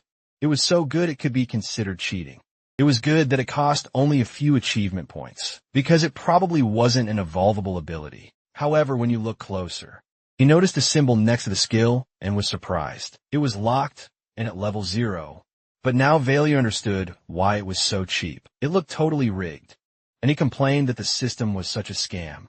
Most people had supernatural abilities, as their talents and their powers had already awakened. But sometimes, although very rarely, some people had dormant abilities still hidden within their bodies. In other words, Baalier had bought a dormant supernatural ability in the system, and to awaken it, he had to go through an extreme situation. In other words, he would need to experience a major crisis to force it to awaken. So the only thing left to do is go with the second option. That was to earn many achievement points to get more talents, and not to put himself in an extreme situation, just to awaken something quickly.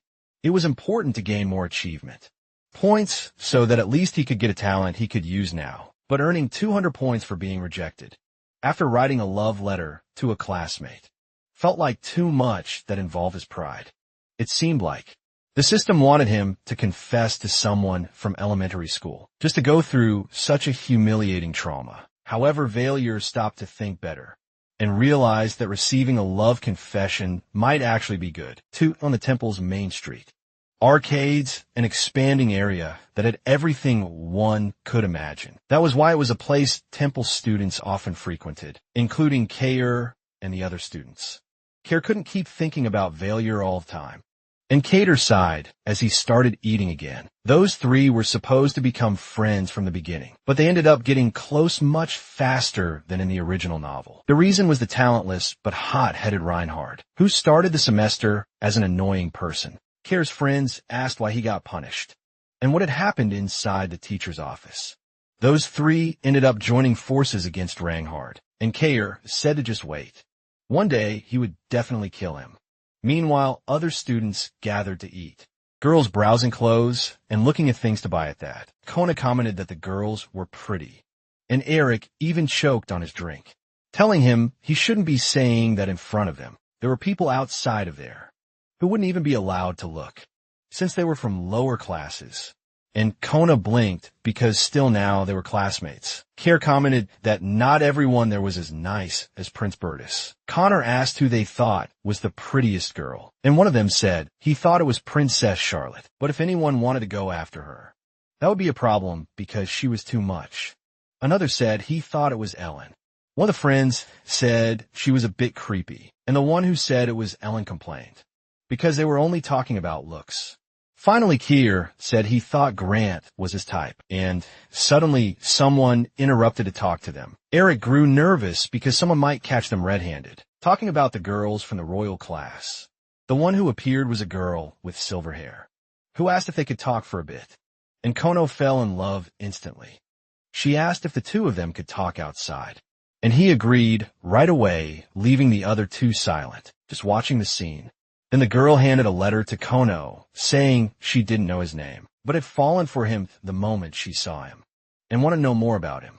The girl asked if Kono was dating anyone, and he quickly said no, which made her ask what he thought of her.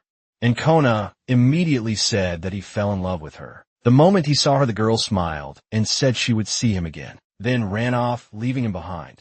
Kona waved, saying he would wait for her forever and that he loved her, while Eric and Kair watched in shock. The two of them started to worry, wondering if they needed to train more. Because at the very least, I should be doing better than Kona at that. It was shocking that that girl liked Kona and not either of them, considering they were way more handsome. Later, the girl, who was actually Baalier in disguise, wondered how things had gotten to that point.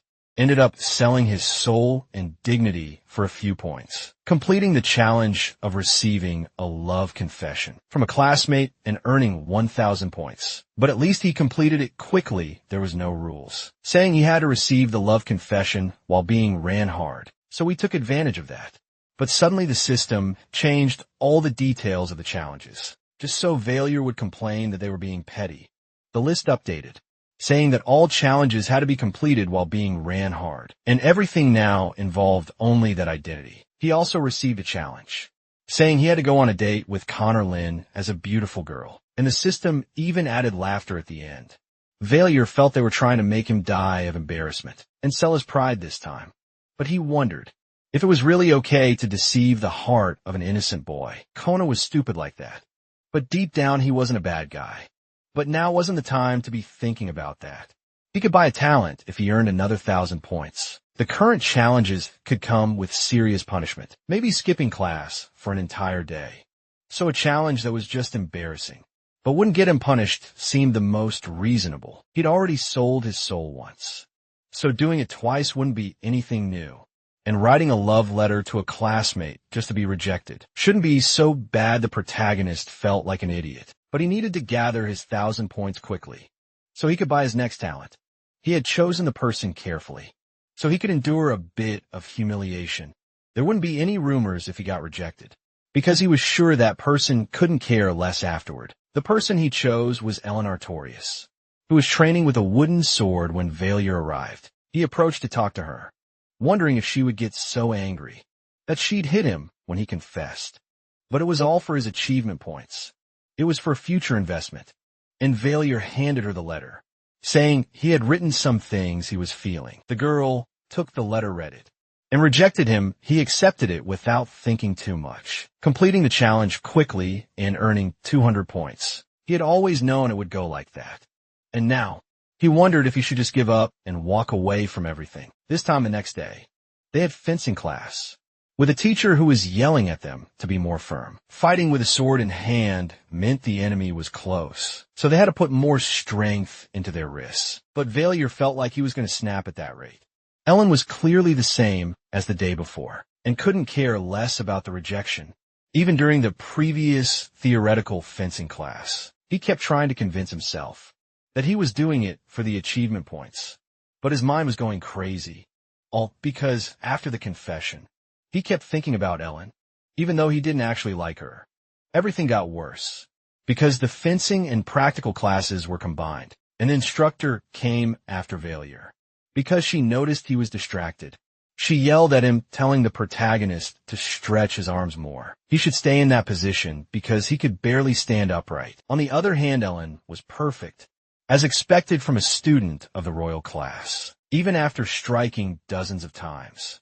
Her consistency remained mere flawless. While Ellen was being praised by one instructor, Baalier was being scolded by another, telling him to stretch his arms. The teacher, Baalier, was shocked that the woman had taken roll call and still hadn't noticed he was from Class A. But Baalier wasn't too thrilled by the idea, and the others sat down to watch. They whispered about how it was a fight between elites. They should feel honored to witness something they'd remember forever. But Baalier knew he would lose in a second.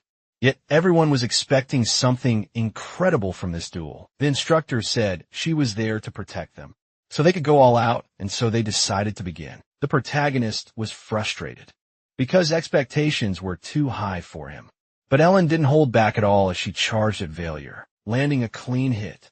Baalier wondered if she was mad about the confession, and if so, she could have just said something.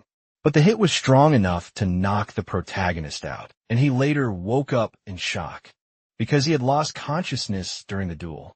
When he woke up, Baalier jumped in, surprised to see Ellen there. She said he didn't wake up until the end of class, and that she brought him to the infirmary.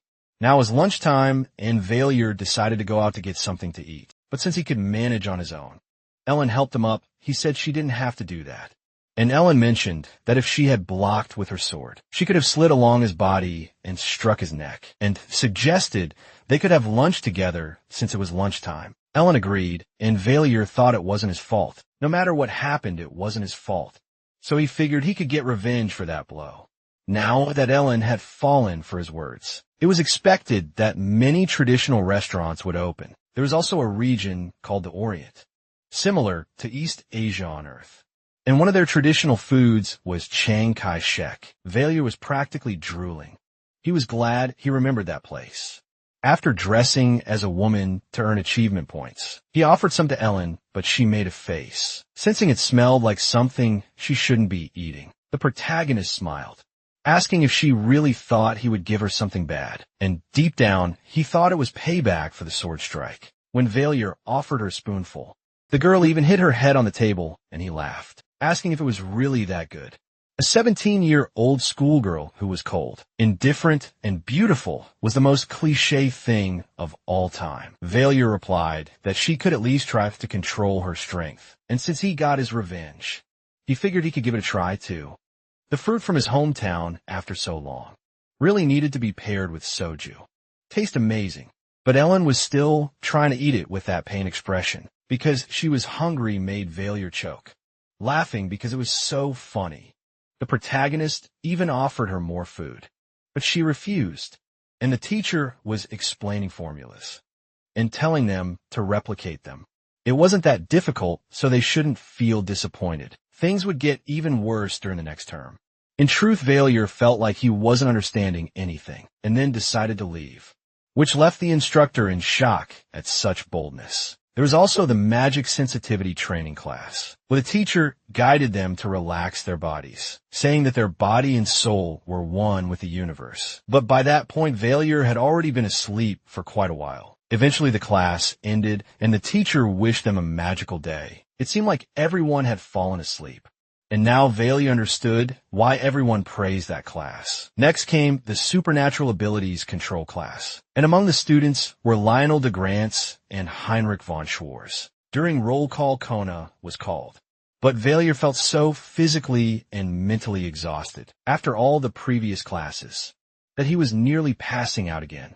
Reinhardt answered the call, but someone he didn't expect to see was Charlotte. The teacher was surprised by Lena, because she had the best control out of everyone in the class when it came to using magic. While this was happening, Baalier thought that Charlotte had awakened her supernatural abilities, and only a few teachers knew what they were. It seemed to be a skill that the others couldn't witness. The teachers were still guiding the students to continue training. There was a chance. The princess had claimed to have a supernatural ability she didn't actually have, just to be able to enter the temple. As the instructors tested the students' abilities, the protagonist wondered if Bertus knew about her ability. It had to be one or the other. He either knew or didn't know that his sister actually had a supernatural power, until one of the instructors asked Baalier what they should do. If it were true, the world would be full of people with supernatural powers, warning in advance that it would most likely fail. But Baalier said he had no choice anyway. And time passed until the end of the class, when Heinrich approached to talk. He asked if Baalier thought the temple was some kind of joke, to be doing those things during class. Still, it was absurd for someone like him to even be in that class. He didn't even have any supernatural abilities, and was still attending those lessons. Baalier replied that of course he was. He needed to make an effort to try and awaken his ability, just because of that infinite aptitude of his. And the protagonist said it was because he wanted to find out what he could really do. But he shouldn't come to supernatural ability classes anymore, or else Heinrich would roast him alive. The protagonist laughed at that threat. It seemed like Heinrich didn't even know how to cook a potato, and yet was making those threats. Baalier asked what ability he had to act like that toward him. You should know that just about anyone was better than him. Heinrich longed to the protagonist after picking a fight, a person like him insulting a member of the royal family. However, Baalier laughed because he couldn't use his status inside the temple. He might have forgotten the rules. He could report him to the student council if he didn't apologize for acting like that around them. The other students were shocked by Baалier's boldness. He began counting to 3 to make Heinrich apologize. But Heinrich became furious enough to start preparing an attack against the protagonist. Even so, Baalier simply slapped him on the forehead, which surprised Heinrich because he dared to hit him. The protagonist replied that it was self-defense. Obviously, Heinrich had intended to attack with fire magic before, but before Heinrich could do anything, Baalier slapped him again, asking if he really thought he was going to let him act like that. He was going to keep slapping that face. After being threatened with supernatural powers, he'd even keep a secret that Haymark tried to attack him. Haymark was still furious because Baalier kept mocking him, and even tripped and fell to the ground when the protagonist made him stumble. Baalier pressed his foot down on Heimer's head, asking, who said he thought he could just go around avoiding consequences. In the first place, he only wanted to enjoy his classes in peace, but they kept trying to provoke someone who was minding his own business. To be honest, Heinrich should be thankful he didn't have supernatural powers. Otherwise, Baalier could have retaliated in kind. Currently, Heinrich's ability had a 5-meter range and took several seconds to activate, and his flame was weaker than a campfire. The boy was shocked that Baalier knew all of that, and the protagonist kept provoking him to try using his magic on him. Haymark was frightened while Baalier asked if he remembered what the classroom teacher had said earlier. He should be careful with his classmates. It was almost dinner time, and once again Baalier was eating alone, the other students. But it was impressive how the protagonist had entered his own novel as a bad person. He wondered if he'd end up receiving karmic punishment from Ludwig or someone else, but suddenly someone approached him. It was Bertus who showed up, asking if they could talk, and the two of them headed to a more private spot, where he offered Baalier some tea. The protagonist didn't feel like he was being called with bad intentions, and it didn't seem like Bertus intended to treat him badly, like the others. In fact, there was no way of knowing what Bertus was thinking. Couldn't afford to let his guard down. The prince said they were all afraid of him. From what he had heard, the protagonist didn't punch him because he was insulted personally, but because he had insulted the temple. As a temple student, Bertus had to see everyone there as equals, but it was also true that he couldn't do anything. But side with the temple, he was a patriot too. Baalier wondered where this was going. The prince was acting a bit strange. That only made Baalier feel things were getting even weirder. This was certainly scarier than a death threat. He wondered if the Patriot talk had really had that much of an impact on Bertus, until he commented that Baalier had gone a bit too far. Of course, he hadn't done anything to any royal family members, or anything like that. There was no way he could mess with a member of the Shorts royal family without help. That's why some people were thinking right now that maybe Baalier didn't even want attention. How many people had enough power not to fear the Schwartz family? And Baalier's side of the question. And the prince continued, saying that everyone thought Baalier was secretly a member of the royal family. Even Heinrich believed that might be true. And the protagonist thought those kids sure had wild imaginations. Then Bertus questioned the protagonist, wanting to know who was supporting him behind the scenes. Baalier crossed his arms and replied that it wasn't anything like that. Bertus was totally caught off guard, asking if he really didn't have any other reasons, and if he had truly just gotten angry. Baalier agreed, feeling that Bertus apparently didn't think he was a royal family member, or anything nonsensical like that. But he probably was curious if he was hiding something still. If they found out he was a demon, he'd be dead on the spot, so all Baalier could do was play dumb. Answering so honestly had been a wise choice. If he'd said someone was helping him, Bertus would have stopped everything immediately. Baalier commented that he could have just lied about it, and the prince agreed that was possible too. But there was no way someone who held a cup that horribly could be from the royal family. The protagonist realized that Bertus had figured him out just by observing how he behaved. He was thinking about it now. But the guy was really sharp. Bertha said Baalier should have acted even more full of himself, and asked if he had at least thought about disappearing without a trace after leaving the temple since he punched a royal. Baalier agreed that he had thought about it, but in his opinion, lying to the prince of the empire would have been even worse. From the looks of it, Heinrich couldn't even touch him, even outside the temple. Killing a royal class student in the capital was unacceptable, and the culprit couldn't be more obvious. If Baalier died right after leaving the school like that, Bertus said, he could still use the name of his Schwartz family to cover it all up, something Baalier hadn't considered before. After all, Heinrich had been abandoned by the Schwartz family, but he didn't think this empire could be influenced by a foreign nation. He figured Heinrich would end up paying the price for dishonoring the prestige of the temple, and Bertus agreed upon hearing that. It was the first time he had interacted with pompous people. Like Baalier, life at the temple would certainly become quite interesting. The protagonist could hardly believe that the first person in the novel to like him was actually the great villain. Then Bertus asked if he loved the empire, and Baalier replied that he did. Bertus asked why, and the protagonist answered, it was just for money. They let a poor person live in the palace, because they thought he might be worth something. There was no greater reason to love the situation. If that was enough to make someone dislike him, then it was a real shame, however. The prince said he liked him even more. His loyalty was much clearer when seen in such a simple light. Bertus compared it to how ants function. They had hierarchy in society involving the queen, ant workers, and so on. Soldiers and workers, though it might be a bit more complicated. There could be more or fewer roles in that society. But Bertus couldn't care less, and Baalier didn't understand. The protagonist didn't see how that was something to be proud of, but the prince explained they were just ants. Poor or common or noble or foreign nation. Royal blood grand dukes. Counts, marquises, or barons. He didn't care about any of that. He was even impressed by what he said. But deep down he knew he was a huge idiot. Bertus laughed, asking if he knew what true power was. People with power have the freedom to be jerks. But Baalier was just a jerk without any power. His eloquence was different from other people who lived on the streets. Not to mention, he was also way too smart for someone poor. And Baalier replied that in this world, there were all kinds of people still.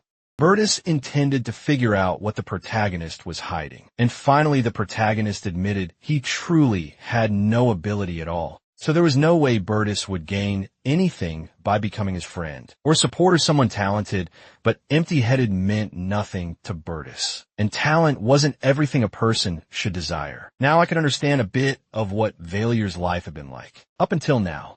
But Baalier had to admit that he wasn't even truly poor anyway. What Bertus wanted to discuss hadn't changed. The protagonist side saying that, doing that would only be possible if he could actually get along with others. And so Bertus had asked Baalier to control his temper from now on. He had really said that, but the protagonist ended up getting into another life or death fight in the future and felt like he really should have listened to him from the start. Time passed. It was Saturday, and he was still in his first week at the temple. 2 days had passed since his conversation with Bertus. It seemed the prince hadn't denied the rumors, even if they weren't friends. He felt they had reached a point where they could talk casually with each other. He was certain the rumors about Bertus being kind, and even friendly to jerks, were spreading. Even more, Baalier felt that Bertus really was a sly one for taking advantage of that.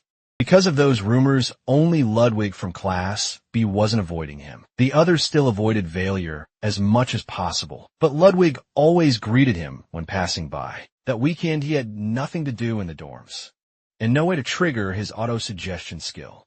And Baalier wondered if he could go find them. To talk about his first week at school, the protagonist went out and spoke with Lawyer, who asked how his week at school had been, and he replied that it went well.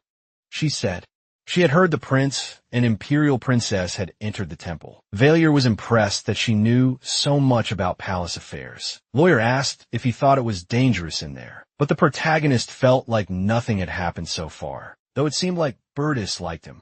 Lawyer believed it was kind of dangerous, and Baalier mentioned that if things went wrong, he'd find a way to escape using his ring. And if possible, there was something he needed Sarkagar and her to do, and Lawyer asked what it was that he wanted. He said the princess seemed to have a supernatural ability, but they were keeping this secret for some reason. But Valley remembered there was no need to rush. He felt strange, realizing there were still things he didn't know. Lawyer agreed she would talk to Sarkavor about it, but she also had something to report to the protagonist. For now, she asked Baalier not to visit Alaris or Sarkavor alone, which confused the protagonist. He asked if it was because it would be weird to meet with people he had no connection to, under his fake identity, and Lawyer replied, it was because he had been followed to the place they were at now, shocking Baalier that this had happened. When Lawyer saw some students running away, she commented that they were probably his classmates, who have followed him. They didn't need to do anything special now, but the protagonist should be more careful with things from now on. Baalier felt he had been careless. He couldn't believe he had let himself be followed. He could even guess why they had done it. They were probably wondering about his real identity. Baalier needed to avoid visiting the rotational gang from now on. There was a chance Bertus had sent someone after him, and it didn't take long before Baalier was being confronted on his way back to school. It was Kair and his group who had shown up to bother the protagonist. For what felt like the 50th time, Kair asked if he'd been hanging out with some beggars under a bridge. And Eric commented on how he wasn't even a commoner. But something even lower, Baalier agreed that he came from the streets, not caring at all about the provocations. It looked like they were trying to mock him for it, because it was impressive how they never stopped talking nonsense. If he were them, he wouldn't even mess with someone like him, knowing he came from the streets. And Carrie asked what that was supposed to mean. The protagonist simply walked forward, saying that standing in front of them. Baalier asked what he would do if he touched him. But Carrie only stammered, telling him to stay back, clearly frightened. And the protagonist asked if he shouldn't be afraid of getting hurt after turning his back on someone, while saying things like that. If that was the case, he shouldn't mess with someone who had nothing to lose. And Baalier redirected his threat to Eric, still warning them what happened to those who messed with him. Eric, even while nervous, told him to go ahead and do it then.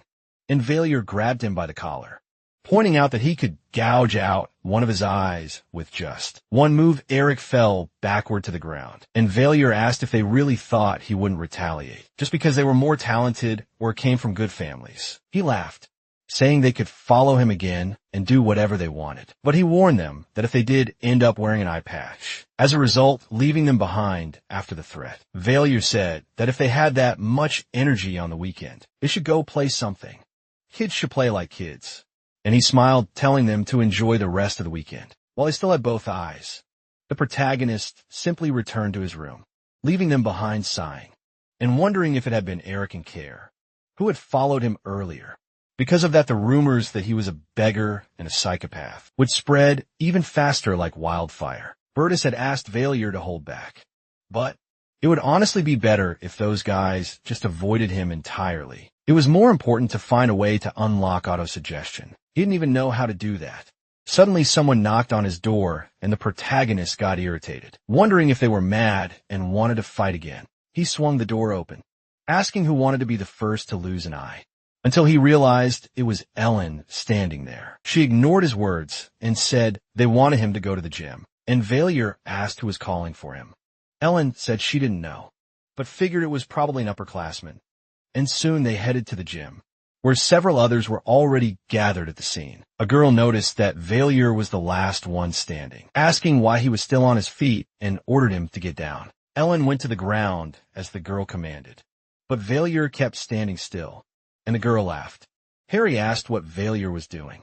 Still not on the ground, and the girl shouted for him to do exactly what his senior was telling him to do. But the protagonist stared at her and questioned what was so special about her being a senior and bossing him around like that. He remarked that if he gave her a good slap, she might go flying all the way to the demon continent. If it came to that, the girl started trembling with anger, asking if he even knew who she was. And Baalier asked her the same thing in return. He had no idea who she was, and if she didn't want to get flicked in the face, she better leave now. The girl shrank back from the threats, but Baalier just told her to go to bed and stop bothering them already. Then she shouted that he better prepare himself, because she'd get back at him running away while crying. Baalier then asked the others still on the ground why they were still lying there. He wanted to understand what just happened out of nowhere. It was supposed to be a kind of hazing they did to all of Class A, to prevent the freshmen from abusing their authority at the temple. Someone from an upper year of Class A would show up, to put them in their place. He wondered if it was a way to warn them not to lose to Class B. Class A's determination to never be outdone by Class B created that pressure from the seniors. That must be why they did it every year. While the seniors and freshmen from Class B were probably having a meal together, right about now. They probably didn't even care about this whole class rivalry. And as the other students were leaving, Harriet told Baalier to wait. She wanted to know if he planned to take the blame, in case what he did ended up causing problems for them. Baalier asked what exactly he was supposed to be responsible for. He didn't even do anything wrong. And Harriet replied that the seniors wouldn't be happy this happened. The protagonist still didn't understand how that changed anything. After all, they could just report it to the teachers if threats started being made. But the students were all nervous, when they should be acting like they were the top of the school. Most of the time, Baalier didn't get how a beggar like him could have more pride than them. And Harry shouted at him. She said it was all his fault. They did everything that was asked of them. So it wasn't on her, and if this ruined her life. She swore she'd ruin his, and Valerie stared at her coldly, asking if she just blurted out whatever came to mind, wanting to know what made her think she was right. Did she think it mattered whether she was from a rich or poor family, or whether someone was a man or a woman?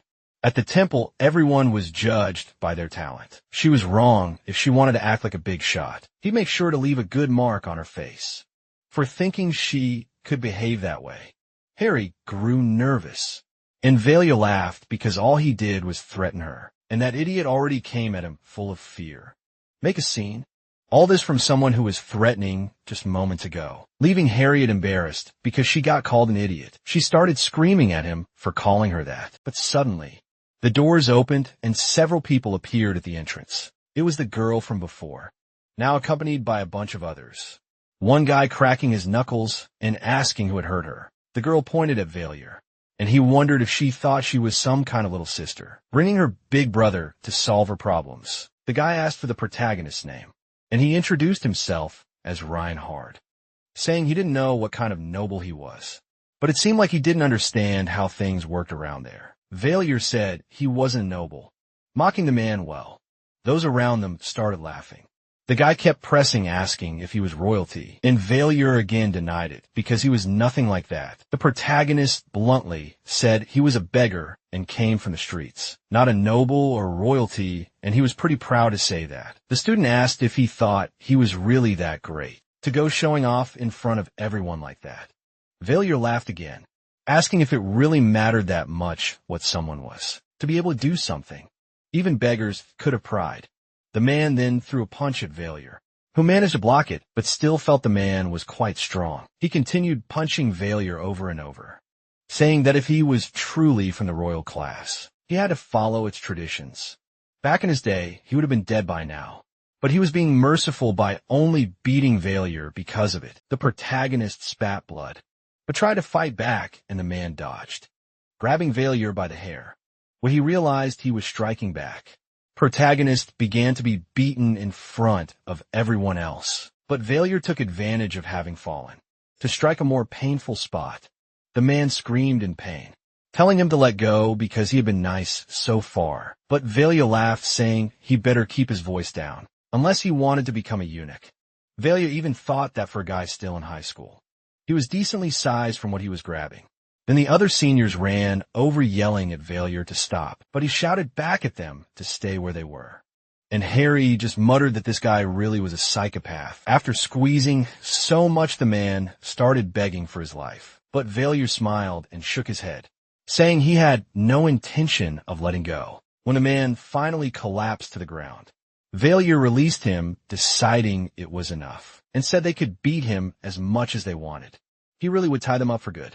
Baalier beat the guy on the ground and told them all to leave, yelling at the other seniors to do it right now. One of the girls helped the guy walk away while cursing at Baalier, but he remained completely satisfied messing with them. Then another girl approached to talk to the protagonist, asking if he didn't think he should act with more honor. Baalier replied that he was being beaten and had to resort to an unforgivable curse. Of course, he couldn't just take the hits. The girl said she wanted a conversation with him, and since the others had left, he should at least show some respect. Baalier wondered how this girl could speak so normally after everything that had happened, and finally sighed, wanted to know what she wanted. She introduced herself as Adriana from A2A, second year in the royal class, and said she knew him as Reinhardt. Adriana said that if they didn't, the third years would take their place. As the years passed, it became harder to control the strength of the new students. But Adriana asked if she could act like this in front of them too, because if things escalated, Baalier would be the one in trouble, saying the protagonist said he could just tell them to come to him, which caught Adriana off guard. But Baalier said he understood. The third years were the ones ordering them, and told her they could come settle things directly with him, not that day or the next, but they could come see him on Monday night, to be exact. Those third years were exactly the kind of people Baalier wanted to see. If they could order Bertus de Gordes to do push UPS too, if they thought they were so impressive. The protagonist had used his name to get out of trouble. Inside he couldn't understand how Baalier could feel so proud about selling someone else's name. Like that birdies knew the royal classes had their traditions, and wondered why they hadn't shown up earlier. It seemed they were being cautious around him. He asked what Baalier planned to do if they actually did show up on Monday, instead of forcing them. Then end up forcing Baalier to do what they said. The protagonist agreed. It was very likely it wouldn't come at all, but it would be funny if they actually did. Bertus asked why he thought that way, and the protagonist said it would be hilarious if they tried to beat up the imperial prince. Even so, the one who asked for this would probably be the one to be the most insane. Baalier asked if that's really how it worked, worried that Bertus might be angry, and that he might need to use the ring and run to avoid trouble. The prince replied that normally, a reasonable punishment for that would be to execute 3 entire generations of his family. But Bertus didn't want to do that. Baalier used him once, so it was only fair they used him in return. He knew Baalier had been having some lessons with his sister Charlotte, so Bertus told him to keep an eye on her and report anything strange. After hesitating for a moment, the protagonist agreed, commenting that despite everything, he was still getting along with others. One way or another, he ended up saving the skins of the students who were being bullied. That's how the situation turned out. After their talk, Baalier went for a walk through the hallway. At night, he didn't think calling the Duke's young lady an idiot counted as getting along with her. But the way Bertie called him over for a chat made it obvious that it was Harry, who went running to tell him what happened, who turned her face away, leaving Baalier a bit shocked by her reaction. So obviously his reaction made him want to say it, and Baalier called her an idiot with a laugh, which triggered an irritated response from Harriet. She exclaimed that you shouldn't call her that, and the protagonist replied that he was just making a random comment, but it seemed like she took it personally. Even so, he said it without thinking, and she still got offended, which made Harriet stammer when trying to respond. This time, they said she was smart, but she actually seemed pretty dumb. In the end, Baalier thought she really was an idiot. Harry slammed her teacup on the table and asked if he was trying to provoke her, not even knowing why she was insisting so much, and shouted that she was not an idiot. Baalier sighed because she was so loud. It was just fun. He got all kinds of interesting reactions just by calling her an idiot once. She probably would have done the same if she were in his place, which left Harriet a little shocked to hear. She blushed all over when he called her cute. He liked her because she was childish, and that was all. Now she should go to bed, or she wouldn't grow otherwise. Harry just stood frozen in the hallway while he returned to his room, not understanding what he was even talking about. Then time passed until Monday arrived, and during assembly, Baalier ended up being approached by some students, who tossed a pair of gloves onto his desk. One of them said he had disrespected the reputation of the heir to the Gardy's family, Aldegadi, and so the second-year student was challenging him to a duel. He wanted to restore his honor, and explained that the protagonist could choose the time and place for it. An observer would be there to witness their battle, and Baalier replied that he understood. He tried to beat up his junior and ended up in trouble. Now he was exploding with shame and wanted a fair duel. The jab made the others laugh, but Redina jumped in to defend the other guy, calling Baalier a pervert for having cheated. Even so, Baalier replied that they hadn't been too gentle when that guy completely ignored the weight class and try to turn him into a pile of meat. Students said that if Baalier intended to reject the duel and accept disgrace, then so be it he would be admitting. He was the kind of man who only knew how to use cheap tricks. The two stared each other down for a long while. He had no intention of falling for the same trick twice, and he wouldn't go easy on him just because Baalier was weaker. He would make sure Valier's body remembered what it meant to challenge, the authority of a senior. Until later that day, when the protagonist was stopped in the hallway by Radina, she wanted to talk to him, even though Baalier just wanted to see his teacher, before the next class started. But Radina got nervous because now was no time to relax. He seemed to be going crazy acting like that. After all, the person he challenged was Art from a 3A second-year student. But Baalier didn't seem to care and looked like he had a death wish. The protagonist replies that Art wouldn't kill him. But Radina insists because he himself said he had no skills or talents. Yet he was still acting that way. So it was better to just go and apologize to him. Art said he'd forgive him if he went to say sorry for what happened. Baalier turns around to leave, saying that life was just like that. People reap what they sow. He ignores her and goes down the stairs. Baalier didn't accept the obviously unfair duel because he went mad. He accepted it because he needed a psychologically distressing situation. Also that he could unlock self-suggestion. The only talent he had now, he was nervous. That's when the system displayed a new event, involving a duel with Art Degardes. He had challenged him to destroy his honor. There was a small chance of victory. The objective was to proceed with the duel, receiving 600 points if he won and only 200 if he lost. Baalier realized the system was acting like his defeat was a given. This event would reward him either way, even though there was a small chance of winning. Avoiding the duel wasn't an option in itself, but at least he would be rewarded, and had been scheduled to happen in the training room of the first-year dormitory.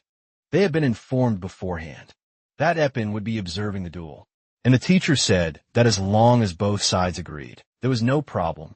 Naturally, rumors had already spread among classes A and B. Ludwig asked what had happened to the protagonist and how he ended up in a duel. He was worried about whether Baalier would be okay.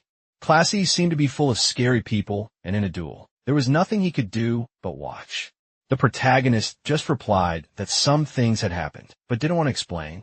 He only found out about the rumors spreading during class. Let him be asked if it wouldn't be better to just apologize already. After all, he could end up seriously hurt. Baalier replied that if it were that easy, he would have done it, but decided to stop talking, so he wouldn't run out of breath during their run. Not noticing Charlotte's intense gaze, Baalier was completely confused. Bertus had asked him to keep an eye on the princess. It looked like she had something to discuss with him too, and he wondered what this was about. When the protagonist opened the letter, he saw it was a notice saying she'd be coming to his room, and he should wait there until after class.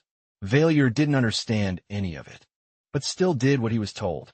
Even though he had no idea what Charlotte meant by that, it would be the first time they had a real conversation since they met in the demon castle. Even so, her expression didn't seem normal.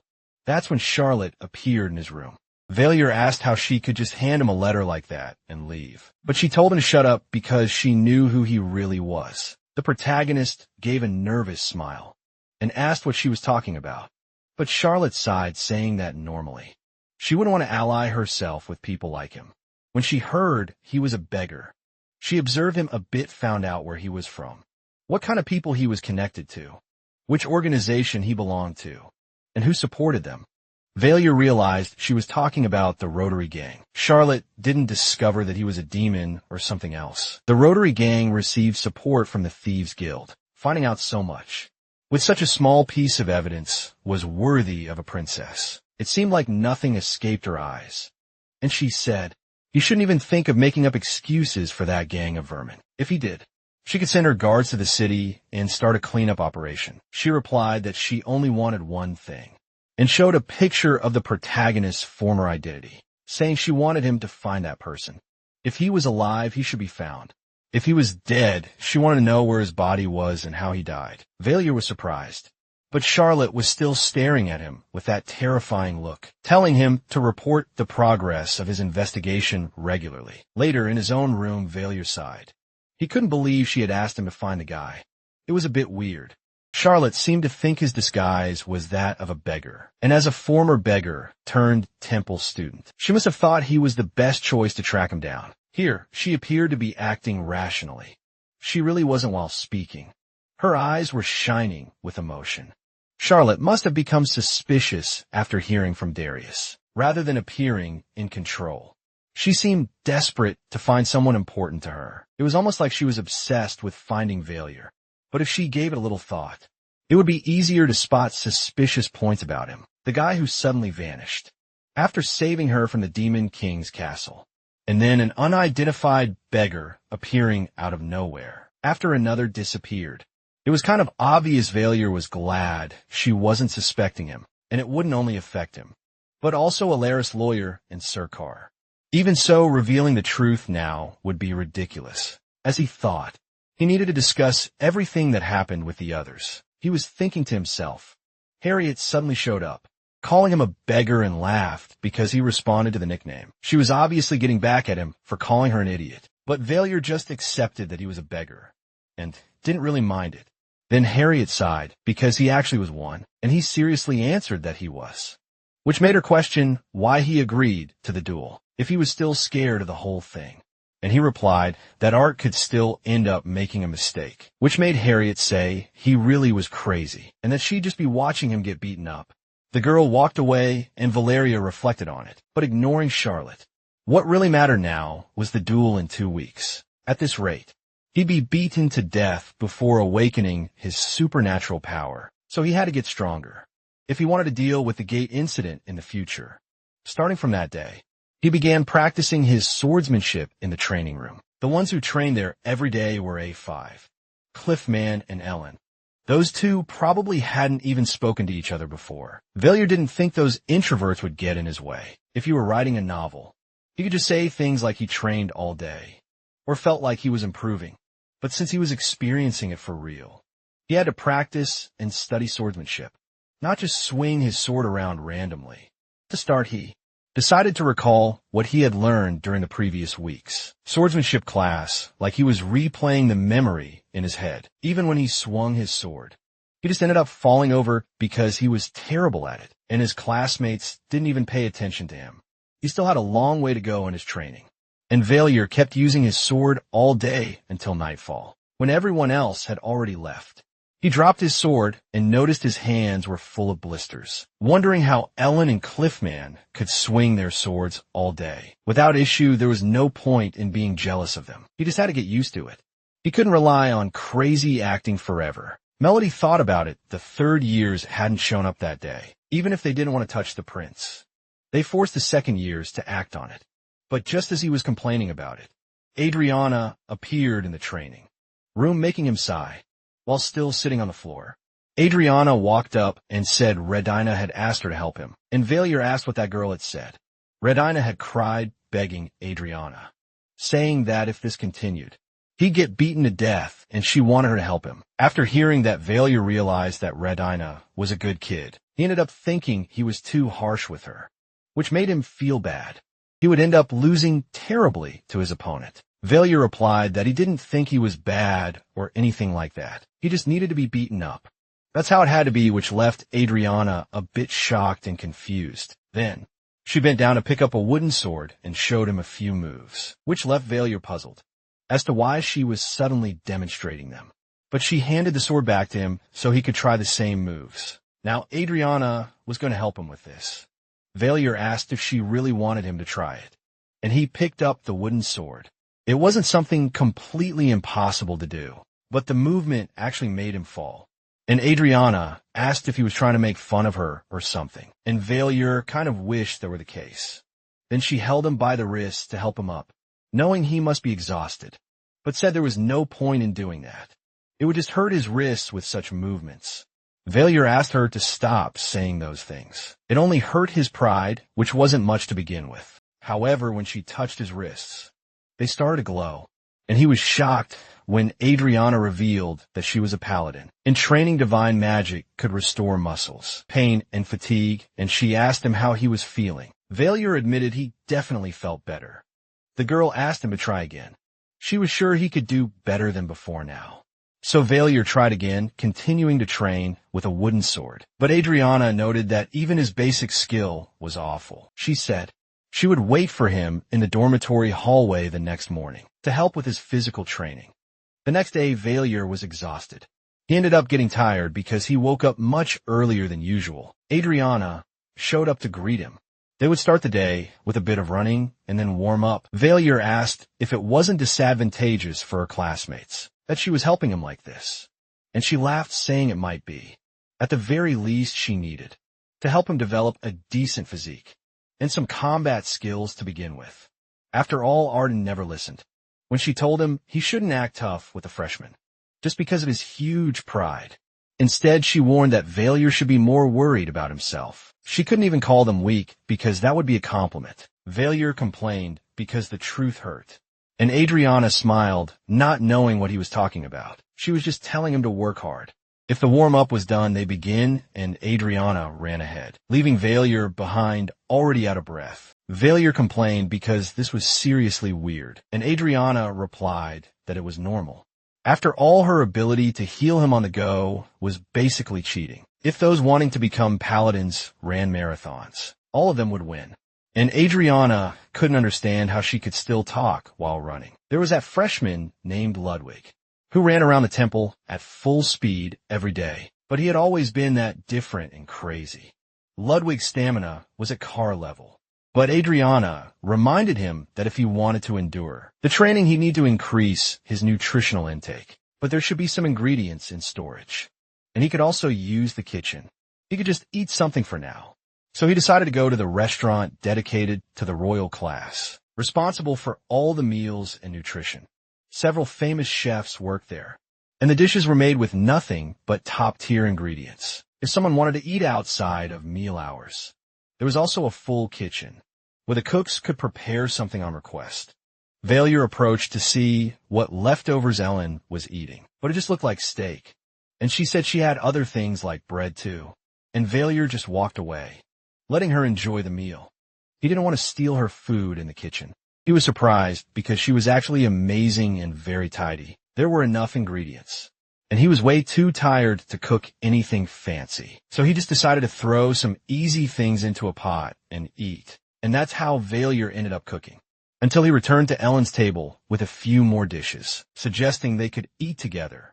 He said the kitchen was full of eggs and meat, and asked if she was only eating leftovers because she didn't know how to cook. The girl replied she had never tried.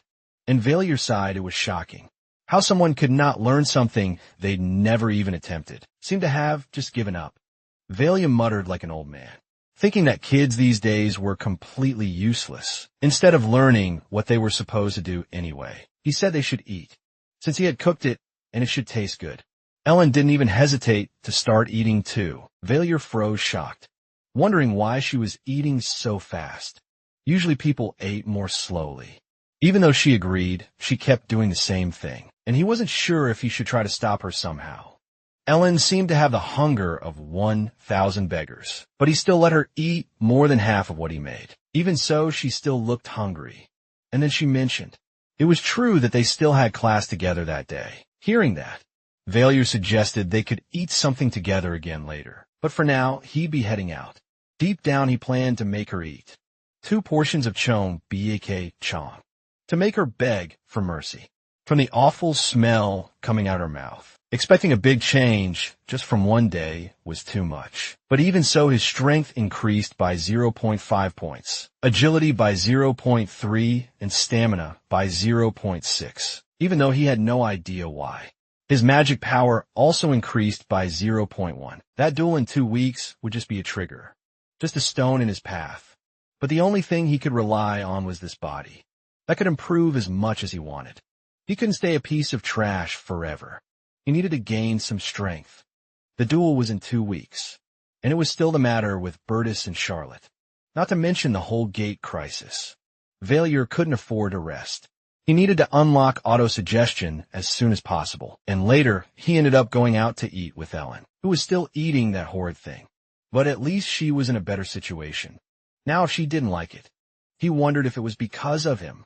Maybe it was some hidden setting that she liked free food. But when he thought about it, This girl ate way too much. Baalier commented that she had eaten more than half of the food he made that morning, and asked if she didn't think a beggar offering her food made her look even worse than a beggar, or something like that. Then Ellen mentioned that next time it would be her turn. Baalier couldn't believe how easily he'd gotten her to eat with him. Again, he figured maybe he was actually kind of likable. And with that, he said goodbye to Ellen after their meal. Portal crisis. A disaster caused by a development that stemmed from his own incompetence. The protagonist hadn't exaggerated everything just to defeat his senior. He did it to survive the portal crisis, an event where countless people die. He was constantly out of breath and felt so miserable that he realized how complacent and weak he had been. Many times the more he felt like that, the harder he tried to get up and swing his sword one more time. He had no right to regret his past actions, or given his such weak feelings. Right now, he was just a hot-headed guy, but he could be sure that everyone saw him as completely insane. When he met Ellen again, he was shocked because she was there and with an absurd amount of food. Baalier needed to eat something too, so he decided to check what was available so he could eat as well. But to his surprise, the food hadn't been restocked that time. Still, he wondered what exactly Ellen was eating. He walked over to ask, "Want to know if it was raw sausages from the pantry?" And she replied that sausages could be eaten as they were. Baalier disagreed. They needed to be grilled first, which made Ellen sigh because he was just that annoying. But what shocked him more was that she was completely incapable of using an oven. At her age again, she said she had just never tried using one before. Baalier thought that if he grilled them all, they end up way too salty, and he wondered what he could do now. He didn't even have the strength to cook and said he couldn't do it. So he guided Ellen so she could learn to cook in his place, which impressed him because she was actually good at it. He was so surprised because her knife skills were on the level of a temple chef, and asked if she really didn't know how to cook. Ellen agreed. It was her first time, and Baalier commented that at this rate, she could become a great cook in the future. Baalier continued guiding her to cut and do things properly, and they finally finished cooking. Though the result looked weird, it still smelled good. Baalier told her she should memorize this for the future, so she could cook by herself, and maybe even make a little for him too, and told her to spit it out before she choked or got hurt. He ran to get her some water so she could swallow the food, but at least it was better than eating raw stuff. Maybe she could respect him a little for that. Ellen replied that she was the one who made it, and Baalier argued that she only moved her hands, and the two of them had a small argument about the kitchen. Baalier wondered why she was picking a fight like that, but in the end, Ellen replied that the two of them actually cooked together. Then Baalier left to go back to his room.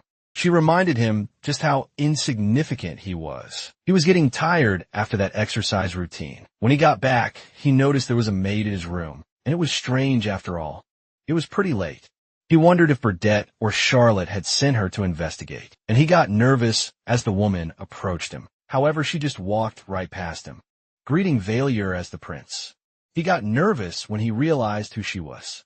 In fact, the maid was Surkar in disguise, and he asked how he got into his room like that.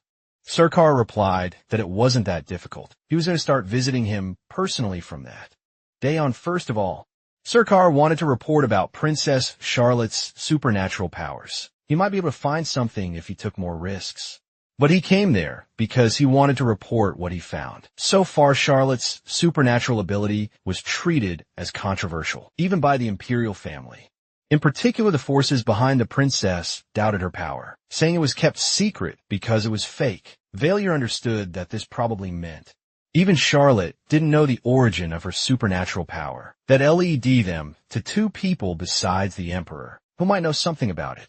Professor from Class B Mustang, and the teacher in charge of her supernatural powers class. Baalier asked what he meant by taking risks, and Sarkober replied that if she had people she could share those secrets with. Thought about disguising himself as one of them, but only a select group of people could know.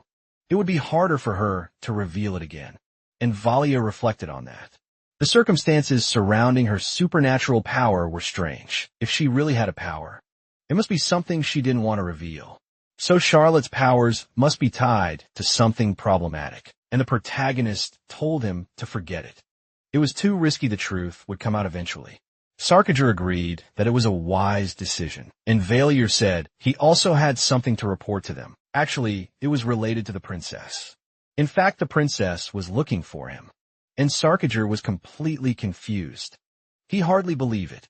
The protagonist replied, that doing that would get the heads of the gang members chopped off. Sarkar laughed because it was indeed ironic. The debt the princess had to Baalier had turned into a huge problem. In the end, in truth, it wasn't something he should say. But he never imagined he'd end up doing something as dumb as being forced to search for himself. Baalier didn't even know what to do now. The protagonist asked if they could forge some evidence that he died somewhere and report that to her. Sarkar agreed it was the best option they had to satisfy her. However, they didn't know how the princess would react to it. There was still a chance she'd try to get rid of him afterward. But if they didn't do their job properly, the possibility of her disappearing, thinking he was useless, was preferable. Baalier agreed that they should act like they were making progress. They wouldn't try anything against them once they saw they were doing something, and they were working on the request. But the truth was that he didn't want to have Charlotte as his enemy. Brightest would keep paying attention to him, as long as he thought he was useful, and Charlotte would leave him alone as long as he made progress in the search for Baalier. Working for the hypocritical siblings was far from honorable. Valerie said that if you think about it, he was in a position where he could use them however he wanted. Sarkar smiled, admiring the protagonist's infinite wisdom, and Baalier mentally wished he wouldn't smile in such a creepy way. Later, Adriana didn't expect him to improve overnight, but Baalier was actually doing even worse than that. So she healed him again and should rest for another minute or two, then continue training a paladin. To be training the next Demon King with all her strength was almost ironic, in fact. Baalier wondered why Adriana didn't use her divine power on herself to train more efficiently.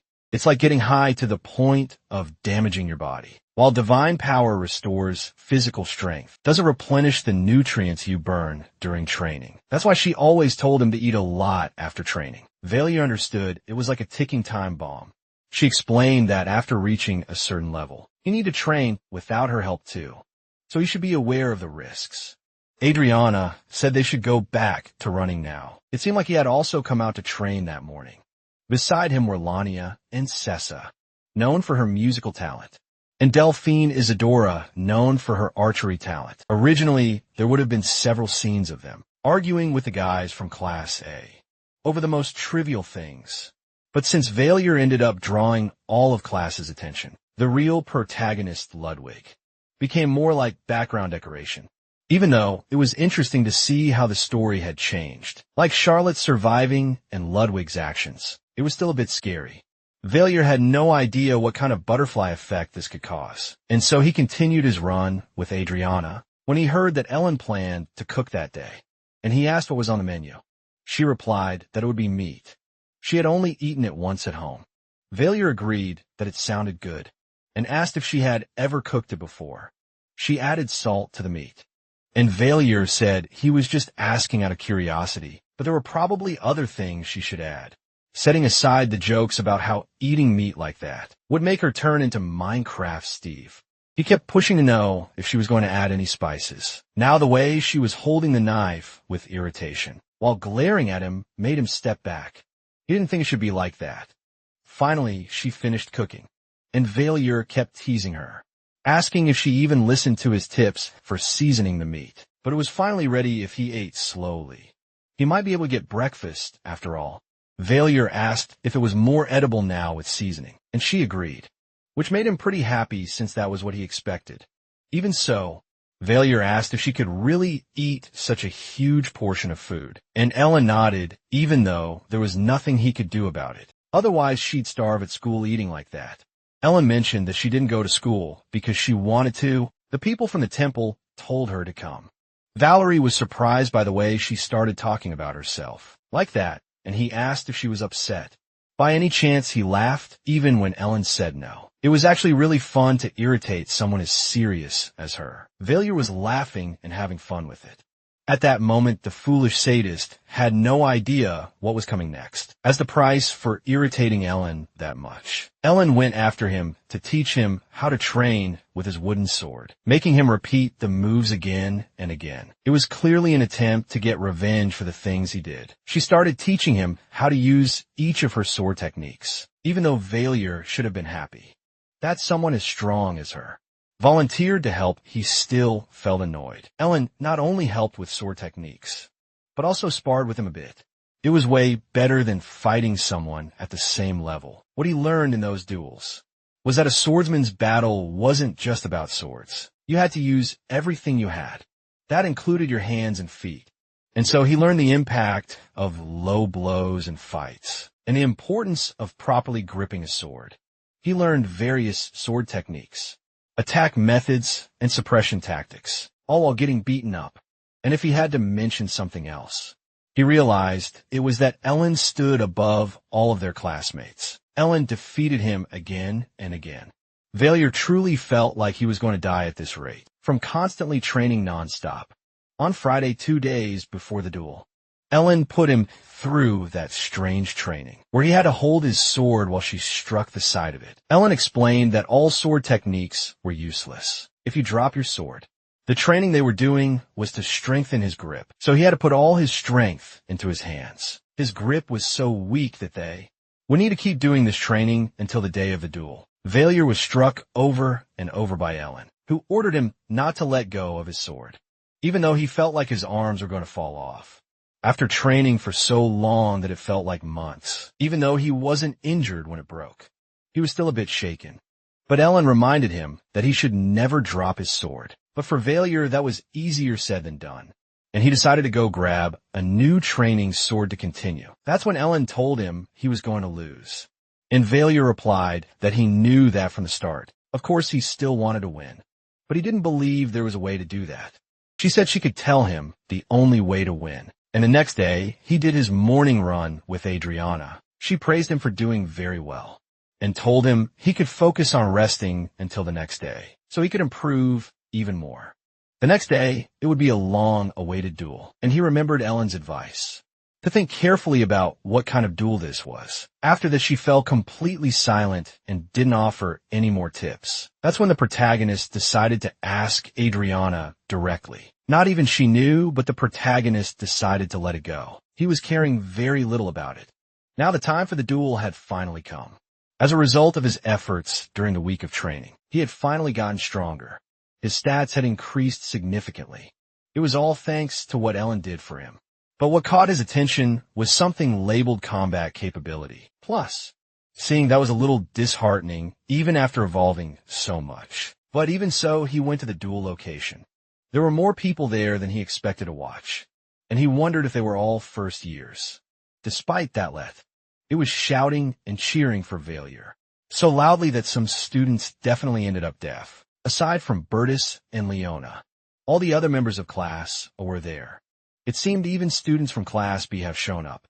He was still surprised that so many more people came to watch the duel. Even Charlotte had appeared out of nowhere, which was scary. Harry got his attention laughing, because he was clearly going to die that day, so he better be prepared. Baalier told her to shut up and walk toward Art, and Epion noticed that everyone was ready and they could proceed. So he decided to go over the details before they could begin the duel. Art the guards had been involved in a certain incident, in which Reinhardt vainly injured his honor. For now, he would read only the written report. 2 weeks ago on a Saturday, the first year, Baalier grabbed the genitals of second-year Art and squeezed. The report made everyone around them start laughing loudly, and Art got angry at being exposed like that, especially because even Baalier was trying not to laugh. Epon asked them to state their demands, in case they won the duel. Art said he wanted Baalier to kneel and apologize to all his seniors for the disrespect he showed them. And he also wanted him to swear loyalty and respect to them. In response, the protagonist, Segi, wanted all the seniors to stop with that stupidity. They pulled on freshmen and demanded an apology, just because everyone was shocked by Baelier's boldness. And so Epon agreed, beginning to call upon the god of war to be by their side. But Art interrupted his teacher's words, saying that as a participant in the duel, he had the right to name a champion. Ippon asked who that would be, and the protagonist wondered what exactly that meant and what it implied.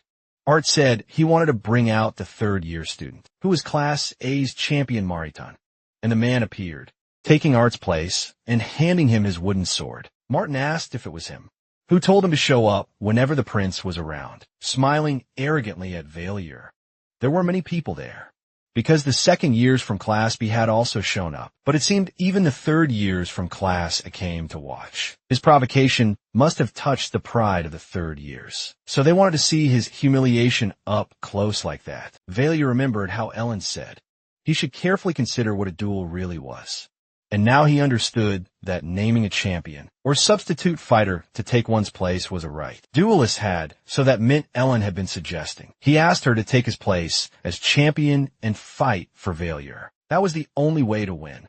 With Ellen's skills, it was very unlikely she loses to someone like Mayarden. However, Baalier sensed Adriana's fury and wondered what was going on. It seemed like she hated Mayarden and wanted to fight him too. Eppin said that if no one had anything else to say, the duel would begin.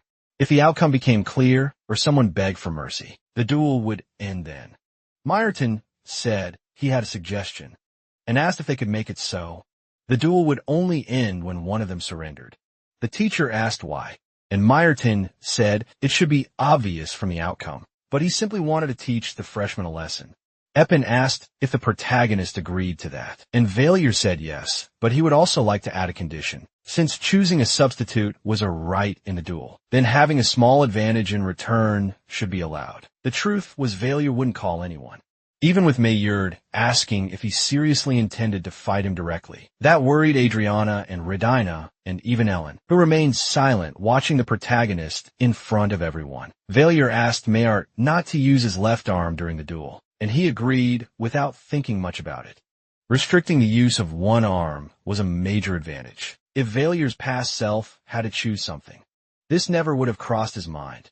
Thanks to his duels with Ellen, his chances of overcoming the weight difference were still low, but now both sides were ready, and so the teacher began the duel between the two.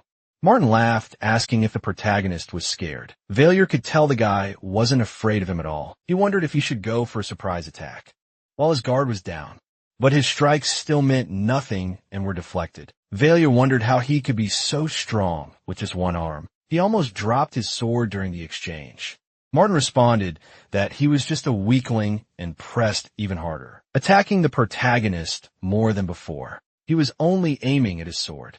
Maybe because now Baalier understood why Ellen had put him through so much suffering. Before, Ellen had always known that the duel would end like this. Baalier ended up being thrown back by the blows he received. Baalier kept getting beaten by his opponent, not understanding why someone like him, who didn't even think before speaking, could still be someone from Class A, even if he didn't have anything good.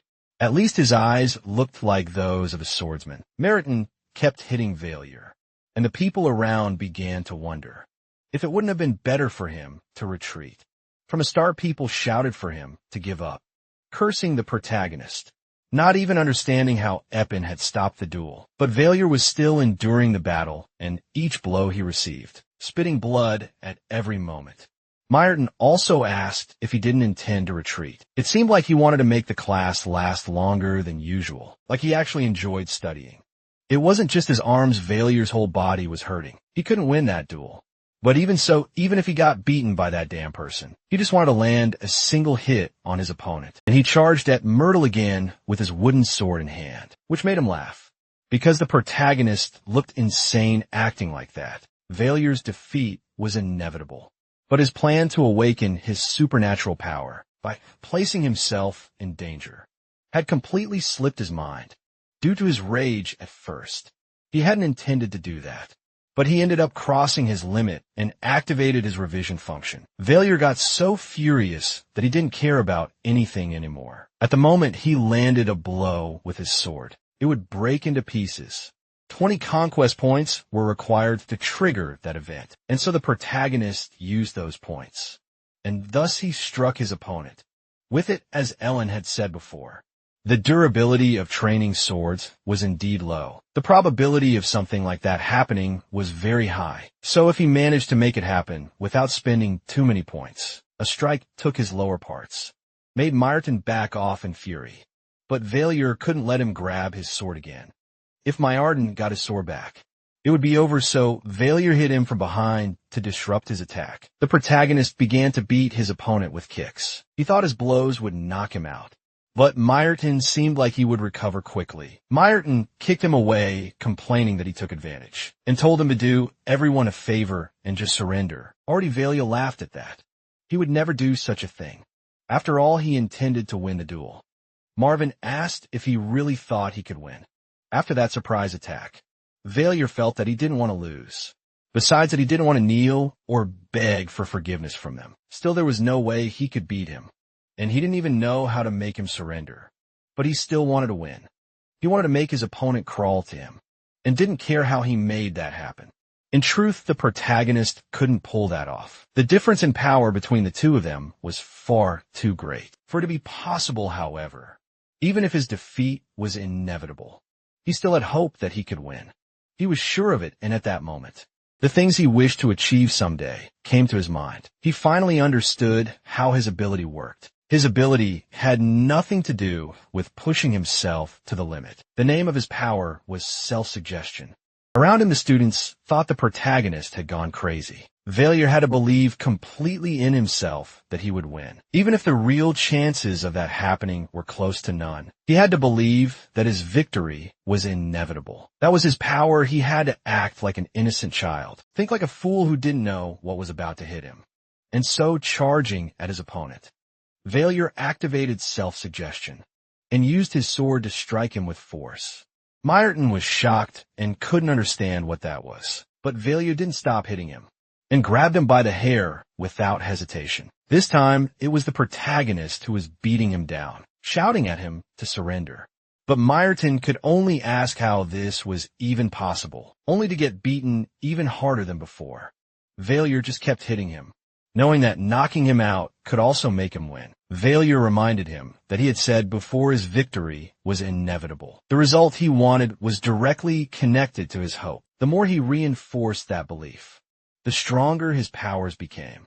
He planted in his mind that he would win, and became strong enough to do so.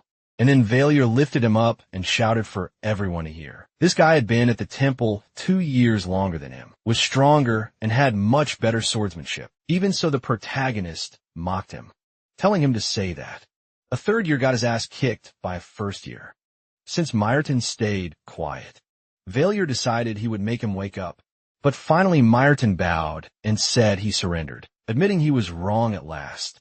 The teacher ended the duel and declared the protagonist the winner, and so Baalier completed the mission, earning 600 points for his victory, even though the protagonist wanted to hit him even more and make him wake up in a strange place.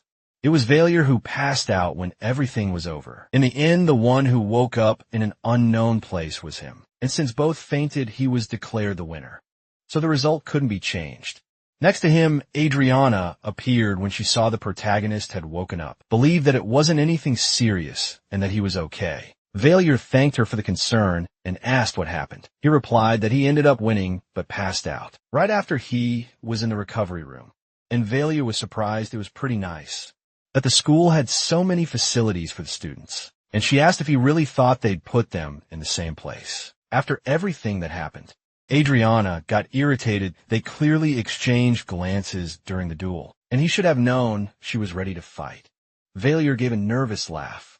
Adriana disagreed. I couldn't just do that. Things only worked out this time, because he awakened his supernatural ability. Still, she asked if he thought she would keep helping him, if he kept acting like that. And Baalier turned away, denying that things would go the same way again. His supernatural ability was just a bonus. The rest of the talents he'd have to buy with conquest points. But in the end, she asked him to at least not do anything like that again, and that he shouldn't start fights, just because his senior happened to win one. This time, the protagonist actually believed something like that would happen again someday. But Adriana said that in that case, she'd personally make sure to kill him. Baalier turned back and agreed not to do it then, but he was very grateful for her help, which made Adriana sigh. She preferred a freshman who got along with everyone, not someone who picked fights with everyone. Valia laughed because he thought it'd be hard to change that if he suggested she give up on him, even after slapping him. Adriana stayed with him until he woke up sometime later. Valia was treated and released by the nurses, and when he left he had a talk with Professor Eppin. The professor admitted he found the whole autosuggestion concept interesting. They thought one of his aptitudes might involve supernatural ability. But after that duel confirmed, it was now clear that he had awakened his power. It was foolish to duel against a senior. However, given the results, his actions were justifiable. And Valia responded that he did all that because he wanted things to get better. The professor said that if talent didn't come only from effort, then luck also had its part in it. But at that point, Valia wasn't authorized to use his abilities to attack others, and the protagonist even smiled, promising not to do anything wrong when he left the room. The protagonist thought that it wasn't obvious when he used his power, so of course it would be hard to detect it. But even though they acted like an idiot, he himself wasn't actually one that we figured. Everyone must be surprised about the duel.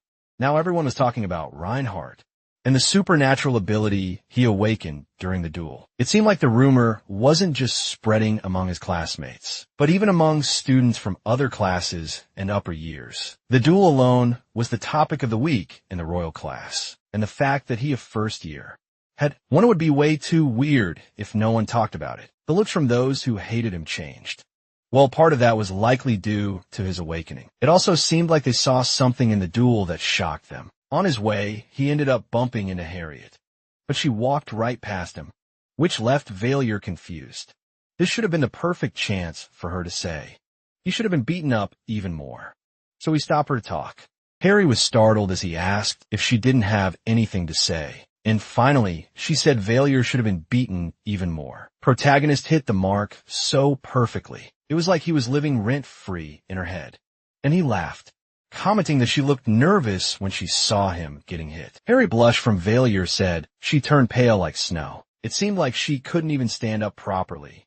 She shouted denying it and saying it was all a lie. Valia held her face and Harriet pushed him away with a slap, making him laugh because she was so cute when she got embarrassed. But Valia ended up shocked to realize that, while Harriet was yelling at him, she started to cry, telling him not to make fun of her. The protagonist offers her a macaron to eat, but Harriet refuses because it was dirty, and she wouldn't eat anything like that.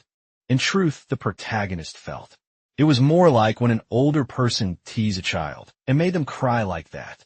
Finally, he apologizes for being rude, but she just tells him to shut up again, because he never stops making fun of her. Maddie and her father, mother, or siblings did that. He didn't even know how to treat a girl, and he was making her furious, without knowing why she had to go through this. Valia says it was because she also laughed at him, calling him a beggar, and Harry complains that he really was a beggar. Signed, the protagonist says he wasn't teasing her that much. He actually thought she was cute. After all, he had said it before. He just told her she was cute. It was a compliment, but even so, she kept complaining. Harriet says he pinched her cheek and laughed at her. Then he insists she eat the macaron, and she agrees, as long as he stops pushing her so much. The two sit in silence for a moment, and Harriet asks if he didn't get pretty hurt in that duel earlier. Valia agrees because he was still feeling pain even now. Harriet says it was all because he fought someone like Myarton. If he hadn't awakened his supernatural ability, he never would have been able to beat him. But Valia says sometimes you just don't want to lose to anyone, and you get this urge to beat someone no matter what. It was that upperclassman who awakened that inside him. The girl reminds him that he could have died, and Valia agrees that could have been the case. But in the end, he didn't die. Later, Birdies says he heard the news he really did beat a third-year student. Valia replies that his supernatural ability manifested just in time, and Art approaches realizing he seemed a lot better. The protagonist asks what he wants, and Art apologizes he lost the duel, so he admitted his mistake. From now on, he wouldn't make absurd demands anymore, nor mock or be violent toward the freshmen again. The protagonist realized that just like Adriana had said, Art really wasn't a bad guy. Maybe he had no choice but to choose Myarton as his champion. Adriana also seemed like a really kind girl, actually. It must have been tough for her to have to discipline the freshmen before he was sure they forced her to do it on purpose, knowing she was the type who wouldn't hurt a fly. being forced to do something she didn't want, and then getting insulted by a freshman. If he were in Art's place, he would have been furious too. After everything now, everyone was surprised by his sudden humility. But Art thanked the protagonist for acknowledging that. Now, he planned to apologize to Radina later as well. But first he'd focus on classes. And Eppin announced that the Victory Festival would start the following week, as everyone should know. The victory in the Demon World War was a historical celebration. So the temple would be closed during the commemorative month. It would only be closed for 5 days next week. Still, the students celebrated. At least it would be 5 days. And that was something they were relieved, thinking they have to run every morning. Someone announced that 11 wouldn't participate in evening classes. The protagonist was confused, but the teacher just told him to follow.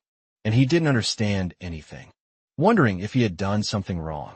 In the end, the two of them just sat on the wooden bench outside to wait. Right there, Baalier wondered if it was because it was cold, that there was no water in the pool. But thinking about it, they could have just heated the water with a mana stone. It must have been some kind of script error. And the protagonist asked if the temple didn't have hot water. By any chance, if they made an indoor pool with hot water, it would be possible to have swimming classes. And Eppin agreed that was true. But the maintenance cost would be too high. And realistically, no one would want to swim in the same water all year round. That's why it was so expensive. Eppin asked why he was interested. And Baalier said it was just curiosity. But he still wondered why the pool was closed, even though it was outdoors. Teacher asked if he wanted to take swimming lessons even in winter, and Baalier muttered that he thought so, even if Epon found it strange, though she didn't seem to have bad intentions.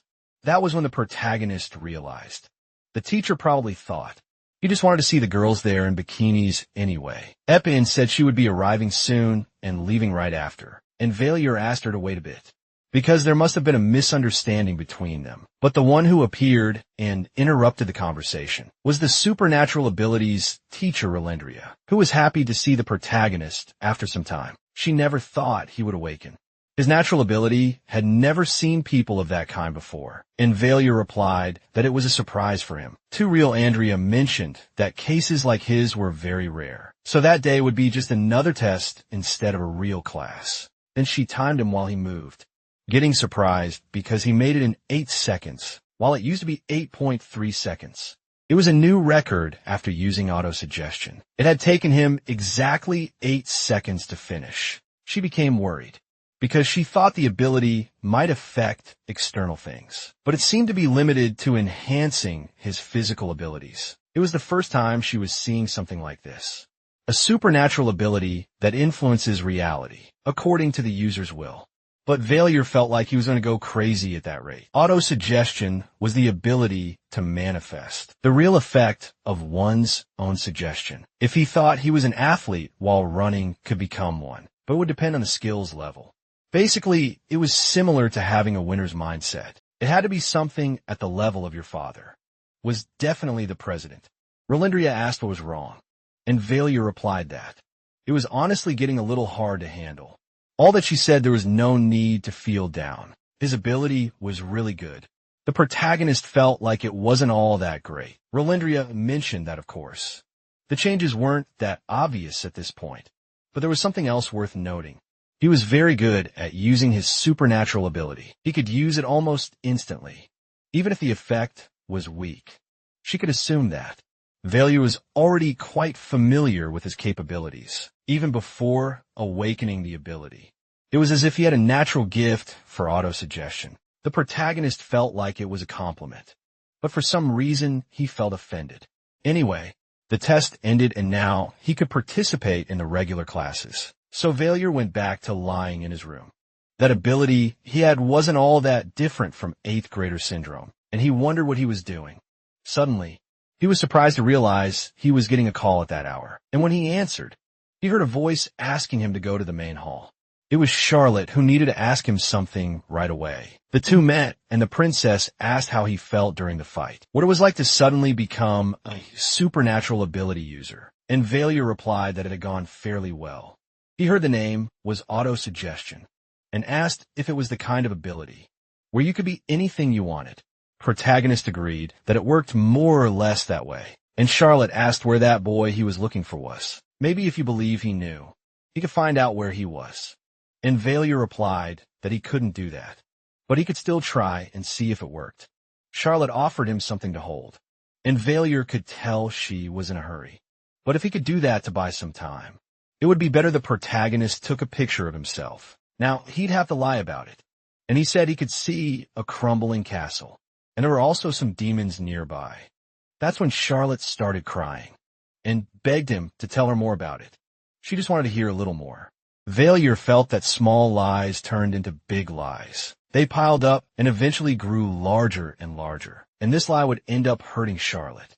Right now, he knew he was doing something really bad to that girl, but the protagonist still told her that the scene was just repeating itself. It could be that his ability was still weak, and Charlotte asked if at least he was still alive.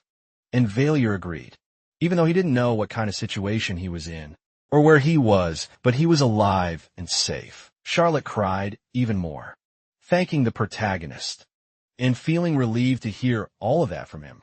The two stayed quiet until the princess stopped crying, and she asked him not to tell anyone about what happened that day. Baalier figured it was because Bertus would use it to his advantage, and Charlotte smiled, saying that the boy who saved her. If not for him, she would have gone insane long ago. She wouldn't have even managed to escape her prison when she thought she would lose her mind. From being in a place filled with death and blood, he showed up, he told her everything would be all right, and even said there were people who made sure humanity had won the war. He tried to comfort and calm her somehow. Yet even so, she was the one trembling even more. He tried to soothe her, just because someone was crying in that hellish place. That guy must have suffered a lot in the demon castle. Maybe it was too painful to recover the memories from those days. It was good to remember who you were, but there were memories better left forgotten. Charlotte agreed, but said it wouldn't be too late to talk about that after they met again. That's why she wanted Reinhardt to find him. She would do whatever it took to help him find the boy. Baalier smiled. It was a very dangerous promise to make to a beggar like him. Deep down, he was the one who got himself into those problems. Bertrice commented on how his sister seemed to be looking for someone, and the protagonist froze. He wondered how Bertrice was awake at that hour, but it was obvious. He had heard everything from his conversation with Charlotte. Baalier answered that he had been asked to search. And by the way, Bertrice should already know who she was looking for. Bertrice laughed because that was basic, but it seemed like his sister hadn't found the boy. She had probably asked the gang to look. Not done it herself, he asked if there had been any progress, and Baalier wondered if Bertus had been investigating him. Obviously, he was saying that to show he was within the circle of influence. Baalier replied that no. He just had a portrait and didn't even know the name. And Bertus asked if his sister had told him who the boy was. But even without knowing, that was fine. What mattered was that he, too, was looking for him. And if he found any clues, he should report them as soon as possible. In truth, if Charlotte were left alone, she would end up self-destructing.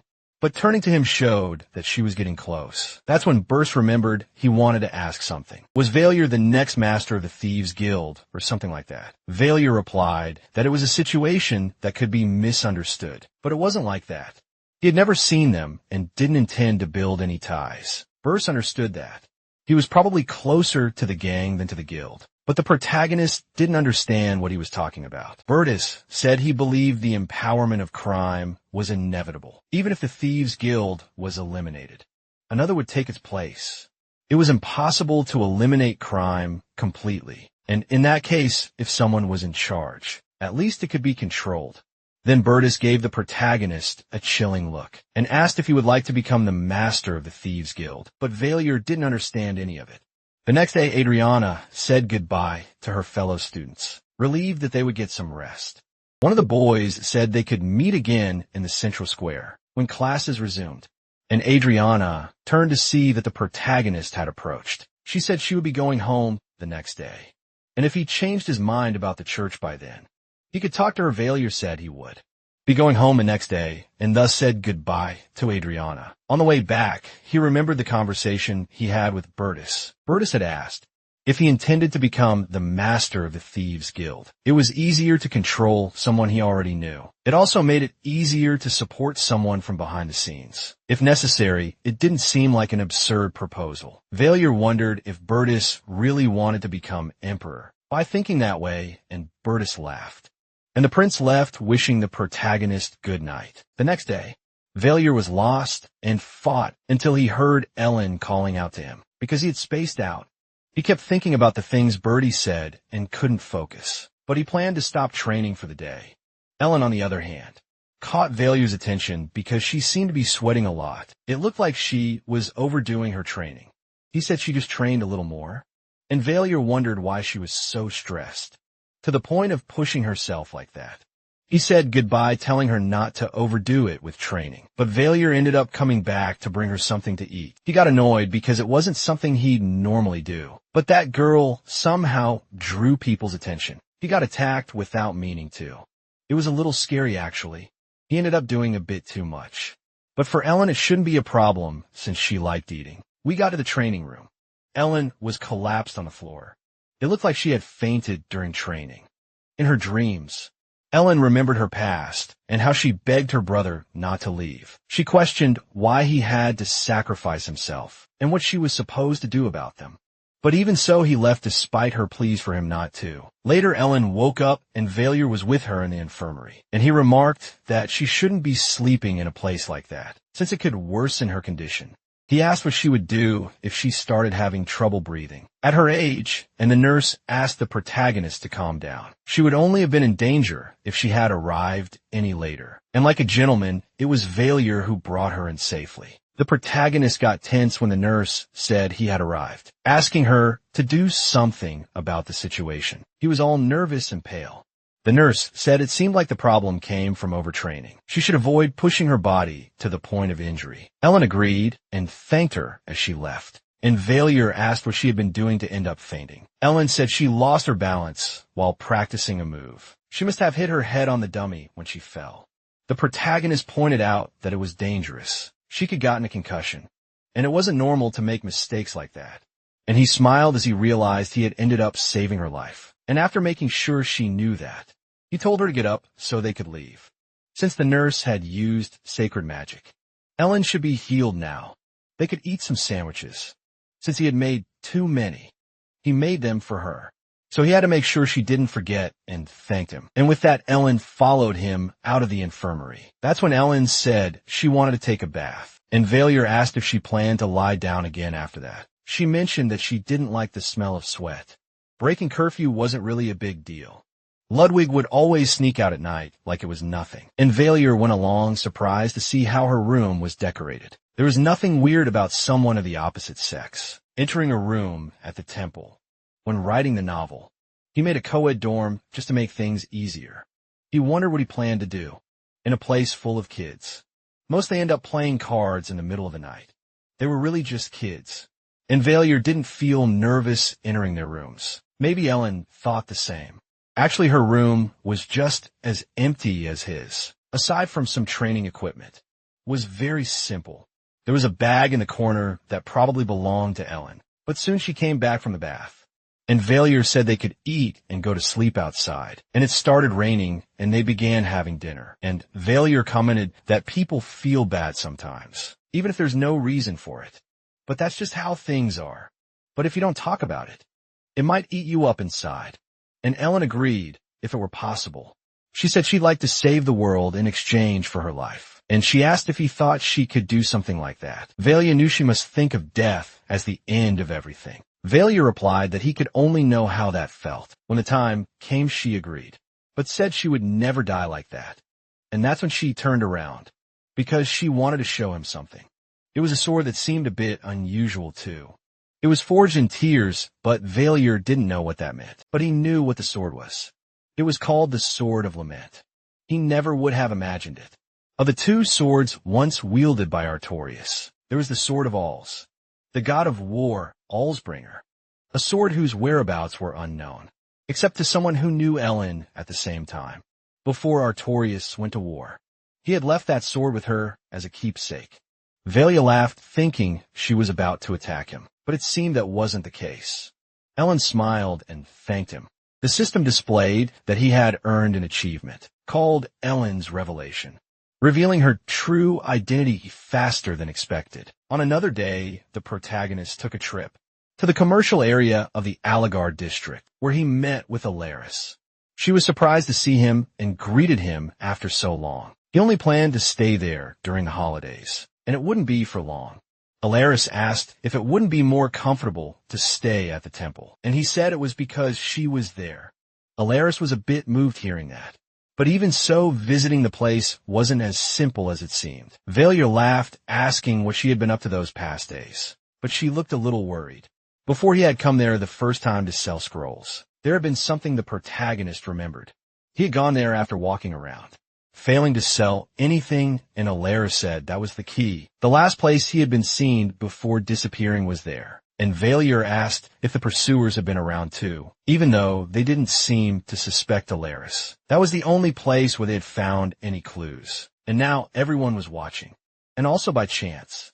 They heard that someone had stolen a fireball scroll from a shop, but Baalier was shocked it had been from Borton's store, and apparently they got a lead on Baalier through him. The protagonist remembered. That was the guy who gave him a scroll for free, a copy the protagonist side, saying he hadn't stolen anything. The man had just given it to him. He thought it was a fake scroll because the drawing looked convincing, and he even said he'd pay if Baalier could make a perfect copy of a real one. Alaris was shocked people who bought fake scrolls could die. She said it served them right. Someone like that deserved to suffer a bit. Baalier replied he didn't. No, if he deserved it, he had just shot himself in the foot. The protagonist just wanted to relax a bit during his vacation, and asked Alaris if the people from the gang were doing well. She said Lawyer didn't talk much with them, unless it was something really serious. But maybe it was time for everyone to get together and talk. Baalier agreed they could go to the rotating gang the next day. That night, the two ended up talking when they weren't asleep. Alaris remarked that she didn't think humans were better than demons, nor that they were kinder than them. Humans were a race that knew what prosperity was, but they also fought each other and killed for that prosperity. There were times when she got tired of their cruelty, and Baalier asked if something had happened. Alaris hesitated and said he would find out the next day, and so they passed the night until morning when they met again. Surkar was the first to shout and run up to the protagonist, happily hugging him tightly. Alaris said that Baalier had awakened his supernatural power. They had never doubted he would be the owner of such a great power. Protagonist, nearly crushed, told him to stop. It felt like his ears would bleed, and he wanted to get away. Lawyer asked how life was at the temple, and the protagonist replied he didn't even have time to get bored. Then Alaris asked what it was that he wanted to tell them, and Baalier recounted his duel with Myerton, which shocked the other three. Alaris looked disheartened and reminded him not to resort to violence. But there was nothing to be done with someone like Meriton's temper. Surkar, on the other hand, found it incredible it was coldness.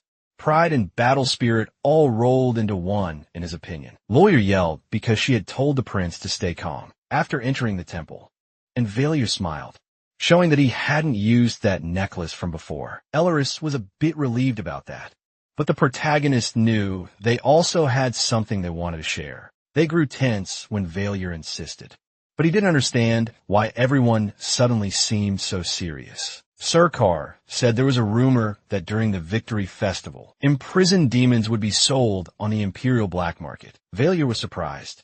Most of the demons should have been killed after the war ended, and he still didn't understand why they needed to sell them. He asked where they intended to use them, and Alaris replied that the only possibility that came to mind was starting a collection, and realized exactly where that thought was going. Succubi, the demon tribe that was being sold, were the ones most commonly traded on the market, because they had a human-like appearance. They were sold for a high price. But Baalier knew succubi were dangerous. They were a race that drained the spirit of humans. Selling them was like asking to die. Alaris agreed that it was dangerous, but said there were ways to brainwash them, or perform surgeries to prevent that. The same applied to incubi. Baalier thought most demons had been killed, but there were humanoid ones that were sold like that. They became harmless toys that people felt comfortable using and playing with as they pleased. That's how the slave market worked. They needed to focus on saving the prisoners. Surkar said he couldn't bear to see the actions of the humans, but if they failed, they could put everyone in danger. Lawyers said that currently, the only demons who could help him were the three of them. If he lost even one, there was a high chance they'd be left with a weak foundation. Alaris agreed with the other two. Baalier knew that without him, those three and all demon races would have fallen. There was no one else. So they would just throw themselves into the fire like moths if they showed up to save those lives. But the unexpected appearance of a variable like him meant that his safety became the top priority. Above all, if this was the same as the original novel. This was the festival Ludwig attended with his classmates, and Delphin Isadora was kidnapped. Somehow Ludwig managed to rescue her. But Baalier knew he had to find those of his kind, who were being kept as prisoners. No matter how he looked at it, it felt like he was trapped in a world, with events similar to the protagonists. To be honest, he wasn't even a demon. Deep down, he was just an old man, and he wondered if there was any reason to risk rescuing the prisoners. He didn't even know why he was trying to rebuild the demon kingdom in the first place. He wasn't a good person to get involved in life or death matters. He wasn't that kind of person, even knowing those people wanted help. Exhaustion was the cause of all illness, and lack of sleep was the biggest cause of chronic exhaustion. Alaris didn't understand anything he was suddenly talking about, but the protagonist continued saying that as expected. He liked to sleep peacefully. Finally, he said they should try. Alaris was so shocked she asked him to repeat it, and Baalier confirmed they should find a way to rescue the prisoners. I should do something stupid. Ellery said that before that. There were three things the protagonist needed to know. First, the location of the black market. Second, the number of prisoners. And third, the level of security. Information about the black market only circulated among the nobles. Baalier understood it was a secret market. So they need a way, and Surkar said they didn't know who was selling, but asking a noble might lead them to it. Baalier asked about the people running the black market, and Surkar replied that it wasn't too hard to figure out. The power to divert prisoners halfway to the capital meant that the plan had been made, long before the Imperial army returned, which meant they'd already spoken to whoever was in charge of the prisoners. Furthermore, if not even all the commanders knew, someone close to total authority had to be involved. Alaris agreed with Sarkavart, and Baalier realized that both the unit commander and the general commander must know about it in the protagonist's opinion. Things seemed to be getting more complicated than before. If it were just a few commanders, they could steal the prisoners. But since this story was circulating among the aristocracy, it would be even harder if the imperial family got involved. If that were the case, even Bertus and Charlotte would end up caught in the middle. Alaris agreed that they couldn't rule out that possibility. He wondered if the two of them could really know about this. It wasn't something organized by a group like the Thieves' Guild. It had been planned by the imperial family and those under their wing. And if that was the case, the security would also be extremely tight. They would have to break through the defenses, rescue the imprisoned demons, and hide the ones they saved somewhere. It was far too reckless. Baalier asked if it would be possible with magic, and Alaris said there would need to be mages on her level. But the more he thought about it, the more he cooled down. Really was an impossible mission. And Alaris asked why he needed to do it while the black market was still open. Baalier questioned that, and Alaris explained that when the black market opened, it would be the worst possible day to rescue the prisoners. Sellers mentioned that it would be easier, either before the auction or after the sales had ended. Before the auction, security would be lower than on the actual day, and after, the prisoners had already been transferred to their new owners, making it easier to rescue them. Surkar mentioned that those participating in the auction would pay enormous prices. Lawyer agreed they would go through great trouble, but she wouldn't kill those people. The rumor that prisoners were disappearing or being stolen would end up spreading after rescuing a few. The nobles would strengthen their security. The trio continued to talk while Baalier remained quiet, thinking if Alaris's method worked, people would assume some kind of criminal organization had stolen the demons. That could cause a huge stir in the empire.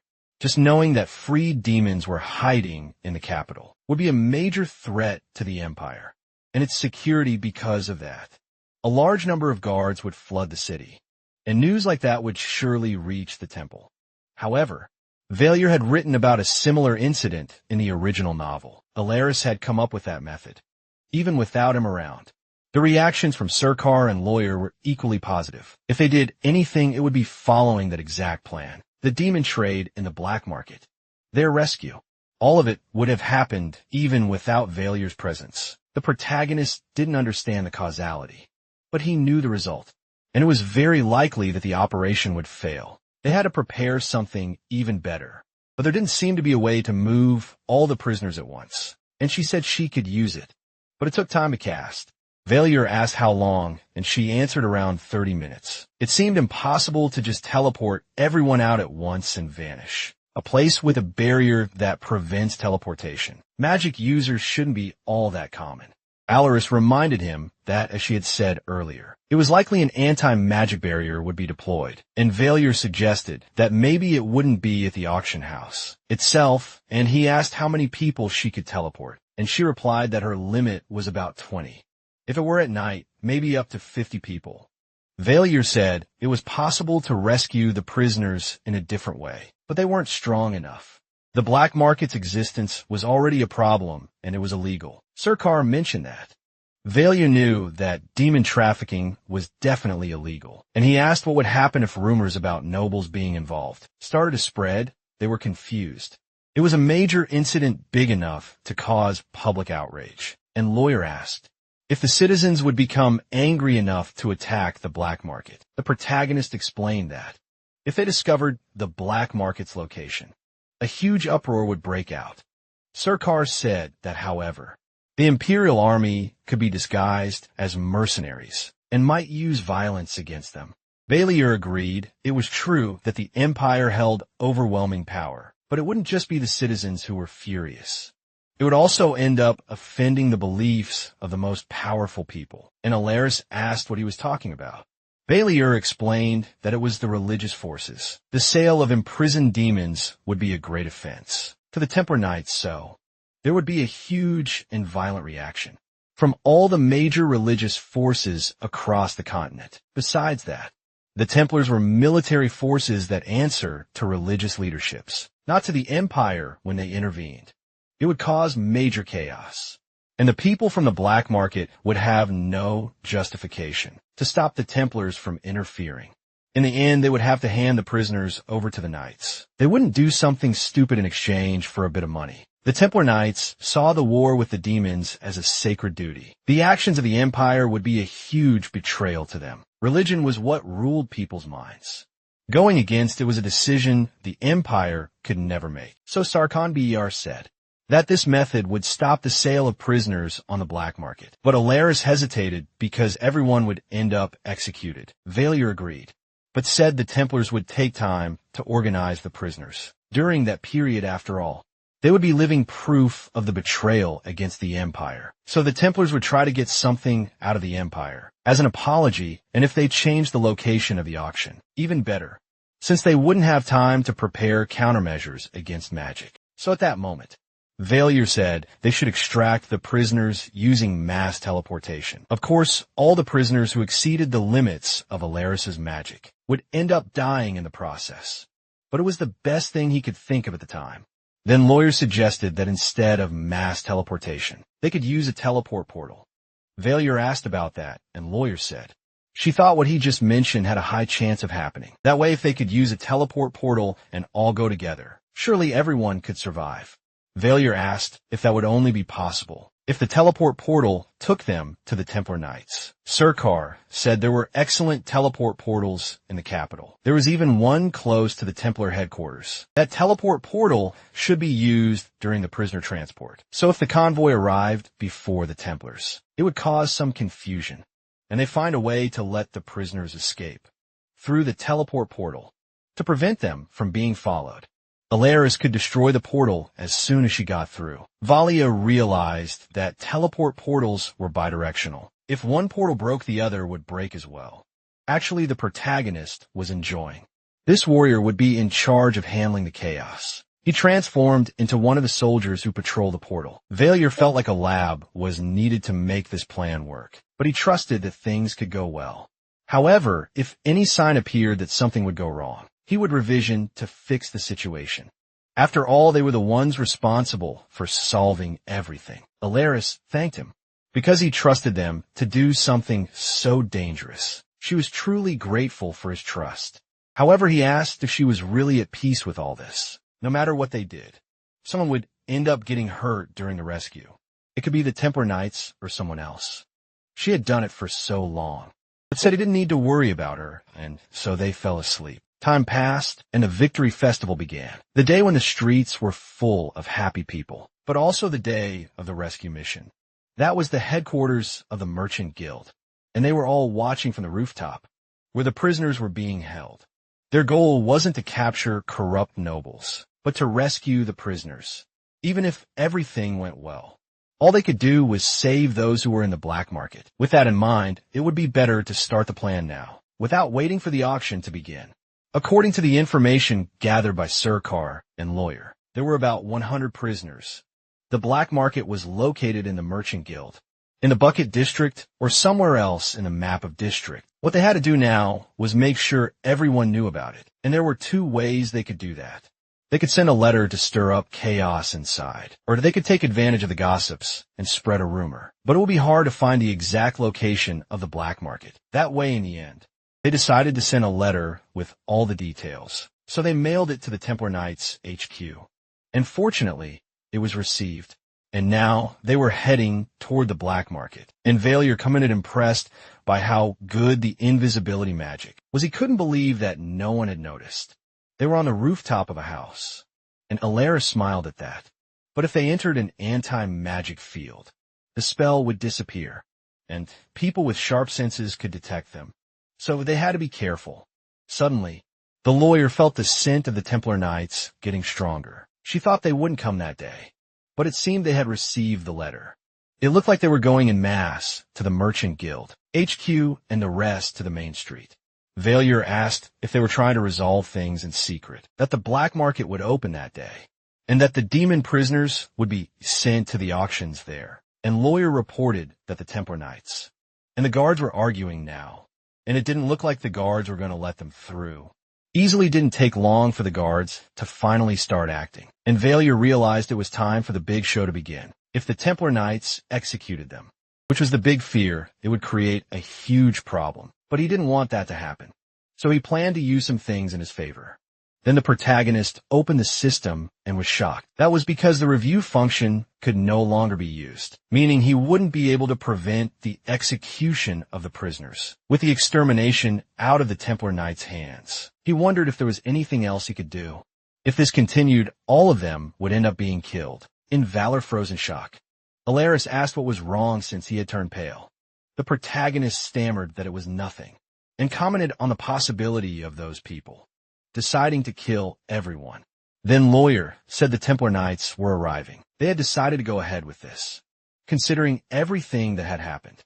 The prisoners were living proof that it was possible to put a collar around the Empire's neck, and that was why they couldn't kill the prisoners. Baalier mentally begged them not to do anything foolish. The Templar Knights were bringing the prisoners outside. It was the same number of demons they had estimated at the beginning, judging by their appearance. They looked to be in good condition, and apparently hadn't been tortured. Elleris commented in amazement that it was exactly as Baalier had said. It was a huge relief, and the protagonist nearly fainted from emotion. He wondered if the content of his review in the future were actually the same thing. If this was going to happen anyway. Maybe that's why the review didn't work. Baalier thanks God for such kindness. Lawyer mentioned that. Now that they had confirmed the prisoners' whereabouts, they could proceed with the teleportation portal. They had to arrive before the Templar Knights, and they ran across the rooftops toward the group. Sarkerman had some trouble, and suddenly, they heard voices asking if anyone would end up discovering them. They said they just used the excuse of doing research. The problem was what those merchants had planned, monopolizing them like that and selling them in secret. Other members of the Allied forces were doing something similar, but at least they had some excuse. So no one would say anything if they managed to grab a few. Baalier tried to understand what those two people were talking about, but Alaris and Lawyer remained silent. It seemed that even the Templar Knights were deeply involved in the matter. Now, he understood why they wanted to wander back and forth. The Templars were supposed to be the last ones who would want to do this. Baalier wondered if he had overestimated their faith, but Adriana was still smiling, thinking she could live full of grace and belief this time. Things were going well, but the reason for it was complete foolishness. Then Lawyer said the teleportation portal was there. They needed to get ready, while they were still far from the Templar Knights. But before they could warn Surkar, a knight shouted for them to stop.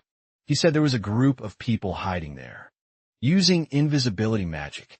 They had to immediately detect the location of these unknown entities. Eller realized they had been found using detection magic, or something like it, and shouted for Baalier to run to the portal. The knight shouted at them as they ran across the rooftop, demanding to know who they were and ordering them to show themselves. Now that they had been caught, Baalier had no reason to hesitate.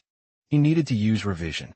And so he told Alaris to use mass teleportation now. But he realized too late that she was casting a giant fire spell, and had thrown it at the knights, who screamed in confusion. They asked who those people were capable of casting such high-level spells. Baalier simply watched the chaos silently. As far as he remembered, the plan was to cause a small distraction, without harming anyone along the way, all to buy time for the prisoners to pass through the portal. But it seemed like she was doing things differently. Baalier wondered if Alaris was trying to wipe out the Templar Knights, along with the prisoners, because she was angry at them. But one thing was certain: you should never get in Ellery's way. It was clear she became terrifying when angry. When they heard a roar, they realized there was another enemy. It was a werewolf charging at them too. They realized it was demons attacking.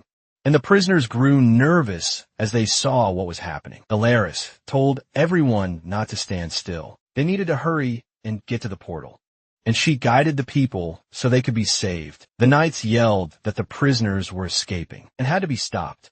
And so they prepared to retaliate and claim victory. No matter how strong Ellery's and Lawyer were, the two of them couldn't handle so many attacks all at once. Everyone was stunned when a loud noise rang out. The soldiers' formation began to break, and they couldn't lower their guard.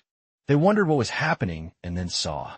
It looked like a dragon suddenly appear out of the fire at the border of the Kornstad kingdom. In the Daratini's forest, they had now escaped and saved the prisoners. Baalier confirmed that everyone had survived, letting out a relieved sigh from Baalier, and he received a mission completed. Notification: he had completed the rescue. Of the demon prisoners, they had rescued 107 people, and he gained 5,350 points from the state they were in. It looked like they'd been through a lot. And even though it was a bit sudden, he decided to introduce himself. So Baalier introduced himself to the prisoners. Even though the previous king had died, they should now just call him Baalier. Everyone bowed upon realizing the prince was alive, and among them someone appeared, shocked to see he had survived. Surkar was surprised that the princess was alive, and Baalier met a girl who had heard about him losing his memories. He couldn't remember anything, not even what he had with the girl. And he apologized for it surprised her. But still she thanked him for saving her. She hadn't expected him to be alive, but she was glad he survived. Baalier wondered why the princess was acting like that. Apparently they had been a couple or something like it, so he apologized in case he had done anything to her. But the girl stammered that it was fine, and it wasn't anything like that. Baalier asked what it was then, and she nervously looked away. So he asked if she used to make fun of him. The girl nervously admitted it was kind of like that, and it became clear that she actually mocked him way, more than she let on according to what she said. Eerie and Baalier were like childhood friends. She was the daughter of the succubus queen, one of the 4 demon heavenly kings. To make it simple, Eerie was the daughter of the kingdom's number 3. Because of that, Baalier always caused lots of trouble and challenged everyone, and was educated through violence by her. That was only possible due to his class status in the kingdom. So every time he saw Eerie, he got beaten up, but when he saw her with the Demon King, he made her life a living hell. In short, their relationship was kind of complicated, only to be saved in the end by the Demon King's son, who everyone thought was dead, and with whom she hadn't had a good relationship. It seemed this was a bit harder for Eerie to accept. Baalier said they could leave. What happened between them in the past? From the things he had said. And the girl stammered, looking away. He wondered how much of a piece of crap he had been to leave her in such a state. They said humans had done some things to her, and Eri fell silent before showing the scar on her. She cried a little. They even took from her body the ability to use her powers to rebel against them. Now Eri was nothing, completely useless, and she cried, apologizing, because she would never be able to forget what Baalier did for them. She had been so happy to repay him for what he did, but now she was totally useless and couldn't do anything. Not even repay him. Eri apologized over and over, and Baalier replied that he hadn't saved them for that reason. He had no intention of using them in any way. They didn't need to apologize for that. Now they could go to the Dark Lands or anywhere else they wanted, so they didn't have to stay there with him. Now they were all free, and he said the princess had done a good job enduring things up until now, except for 10 of them. The rest seemed to want to return to the Dark Lands, nullifying the entire war they had gone through. Baalier asked what they planned to do by going back. Eri said they wanted to stay in the Empire. They might not be able to do much or help in battles, but she was still royalty of the Demon Kingdom and couldn't go back to her homeland and live in peace. And even though they had lost their powers, they still had their bodies. Baalier asked what she meant by that. She said they needed money to live in the human kingdom, and she had heard that a lot of money could be a threat to the human realm. So they planned to start a business and make lots of money. And even Alaris questioned what the princess meant by that. Eri said that if they could build a successful business and get the Empire's money into their hands, it would certainly help restore the Demon Kingdom. As the other two looked confused, Eri knew they could also divide the Empire and plunge it into complete chaos. Baalier sighed. She had a point, but he wasn't good at those things. And there was also the fact that he was studying at the temple. She asked where he planned to get the money to start that business. If he sold them as slaves to the humans, they could make a lot of money. With that money, he could start his own business. But Baalier shouted at them, asking what kind of idea that was. Eri cried because that was all they could do to help rebuild the Demon Kingdom. She insisted that this was the only thing they could do now. Aside from that, they were all useless. This was the only way they could reach their goals. If they could take revenge on the humans by throwing away their pride, then that was best. But Baalier shouted at her to stop saying those things. Still, Eri begged him to allow it. All the others begged too, if he wouldn't sell them. Then she would go to a brothel and offer all the money she made. Baalier couldn't understand where that idea had come from and asked if she really thought he'd be happy with them, making money by selling their bodies. He'd rather die than let that happen. Demons could live without the Demon Kingdom. They didn't need to sacrifice themselves just for that. And there had to be a way to profit from something legitimate. Eri asked how that could be possible. But Baalier was still in shock over the kind of thinking she had. He said it was fine to do anything that wasn't tied to that. You could run a bar, an inn, or anything. They could do anything in a rural area. Alaris mentioned she had heard of an island country called the Ediana Islands. It was a trading nation beyond the southern waters of Kernstad. The population should be large enough, so they could likely do business there without issue. Baalier asked what the girls thought. Maybe if you go to that place and live peacefully. Eri agreed she wouldn't think about selling herself anymore, but she promised she would still be useful to the protagonist. After staring at each other, Baalier said that if anything happened, she could come find him right away. Alaris told the protagonist that he should return to the temple immediately. The atmosphere in the capital was going to become increasingly tense. On another day, Epping gave a notice to all remaining students at the temple. From now on, they would no longer be allowed to leave. During the Victory Festival, a supposed terrorist attack caused by demons occurred in the imperial capital. There were no deaths, but the Temple Knights were attacked. Many saw a furious firestorm lighting up the night sky. Citizens who had gathered in the festival's central square froze when they saw it in the Victory Festival. It usually lasted a month, and after just a few days, it was all Baалier's fault. They had been attacked by demons during a festival that celebrated the demons' destruction. Meanwhile, it was reported that the prisoners had been moved, and that there really had been an attempt to sell them as slaves to the Empire, the same empire that only ever spoke of destroying the demon race. Because of that, the Empire's honor dropped to a devastating level. It hit rock bottom all because of Baalier And so he earned the achievement of ruining everything that happened and changing the main story and the event that was supposed to happen. The kidnapping of Isadora Delphine never took place and was erased from the story. The students couldn't believe the demons had done such a thing. It felt like the war against them still wasn't over. Ellen asked the protagonist why they had done that. She didn't understand why they fought against the Temple Knights. Ellen said that if they were after revenge, she didn't understand why they had attacked the capital, specifically where everyone was, instead of other places. Those people must have thought demons were evil. And Baalier wondered if Ellen believed demons were as intelligent as humans. The girl thought something unknown might have happened that day, and Baalier felt like she thought too much. He said that if that were the case, it would eventually come to light. And Ellen interrupted his thoughts so they could finish training. Baalier complained that they had been training ever since they got back from school and asked if she really thought he wanted to keep training. During his break, he preferred to stop, and she had to train in moderation or she'd collapse again. She could at least go out and enjoy the weather. Ellen said that if he wanted to, he could go, but she wouldn't. So Baalier grabbed her wrist and pulled her with him, catching her off guard.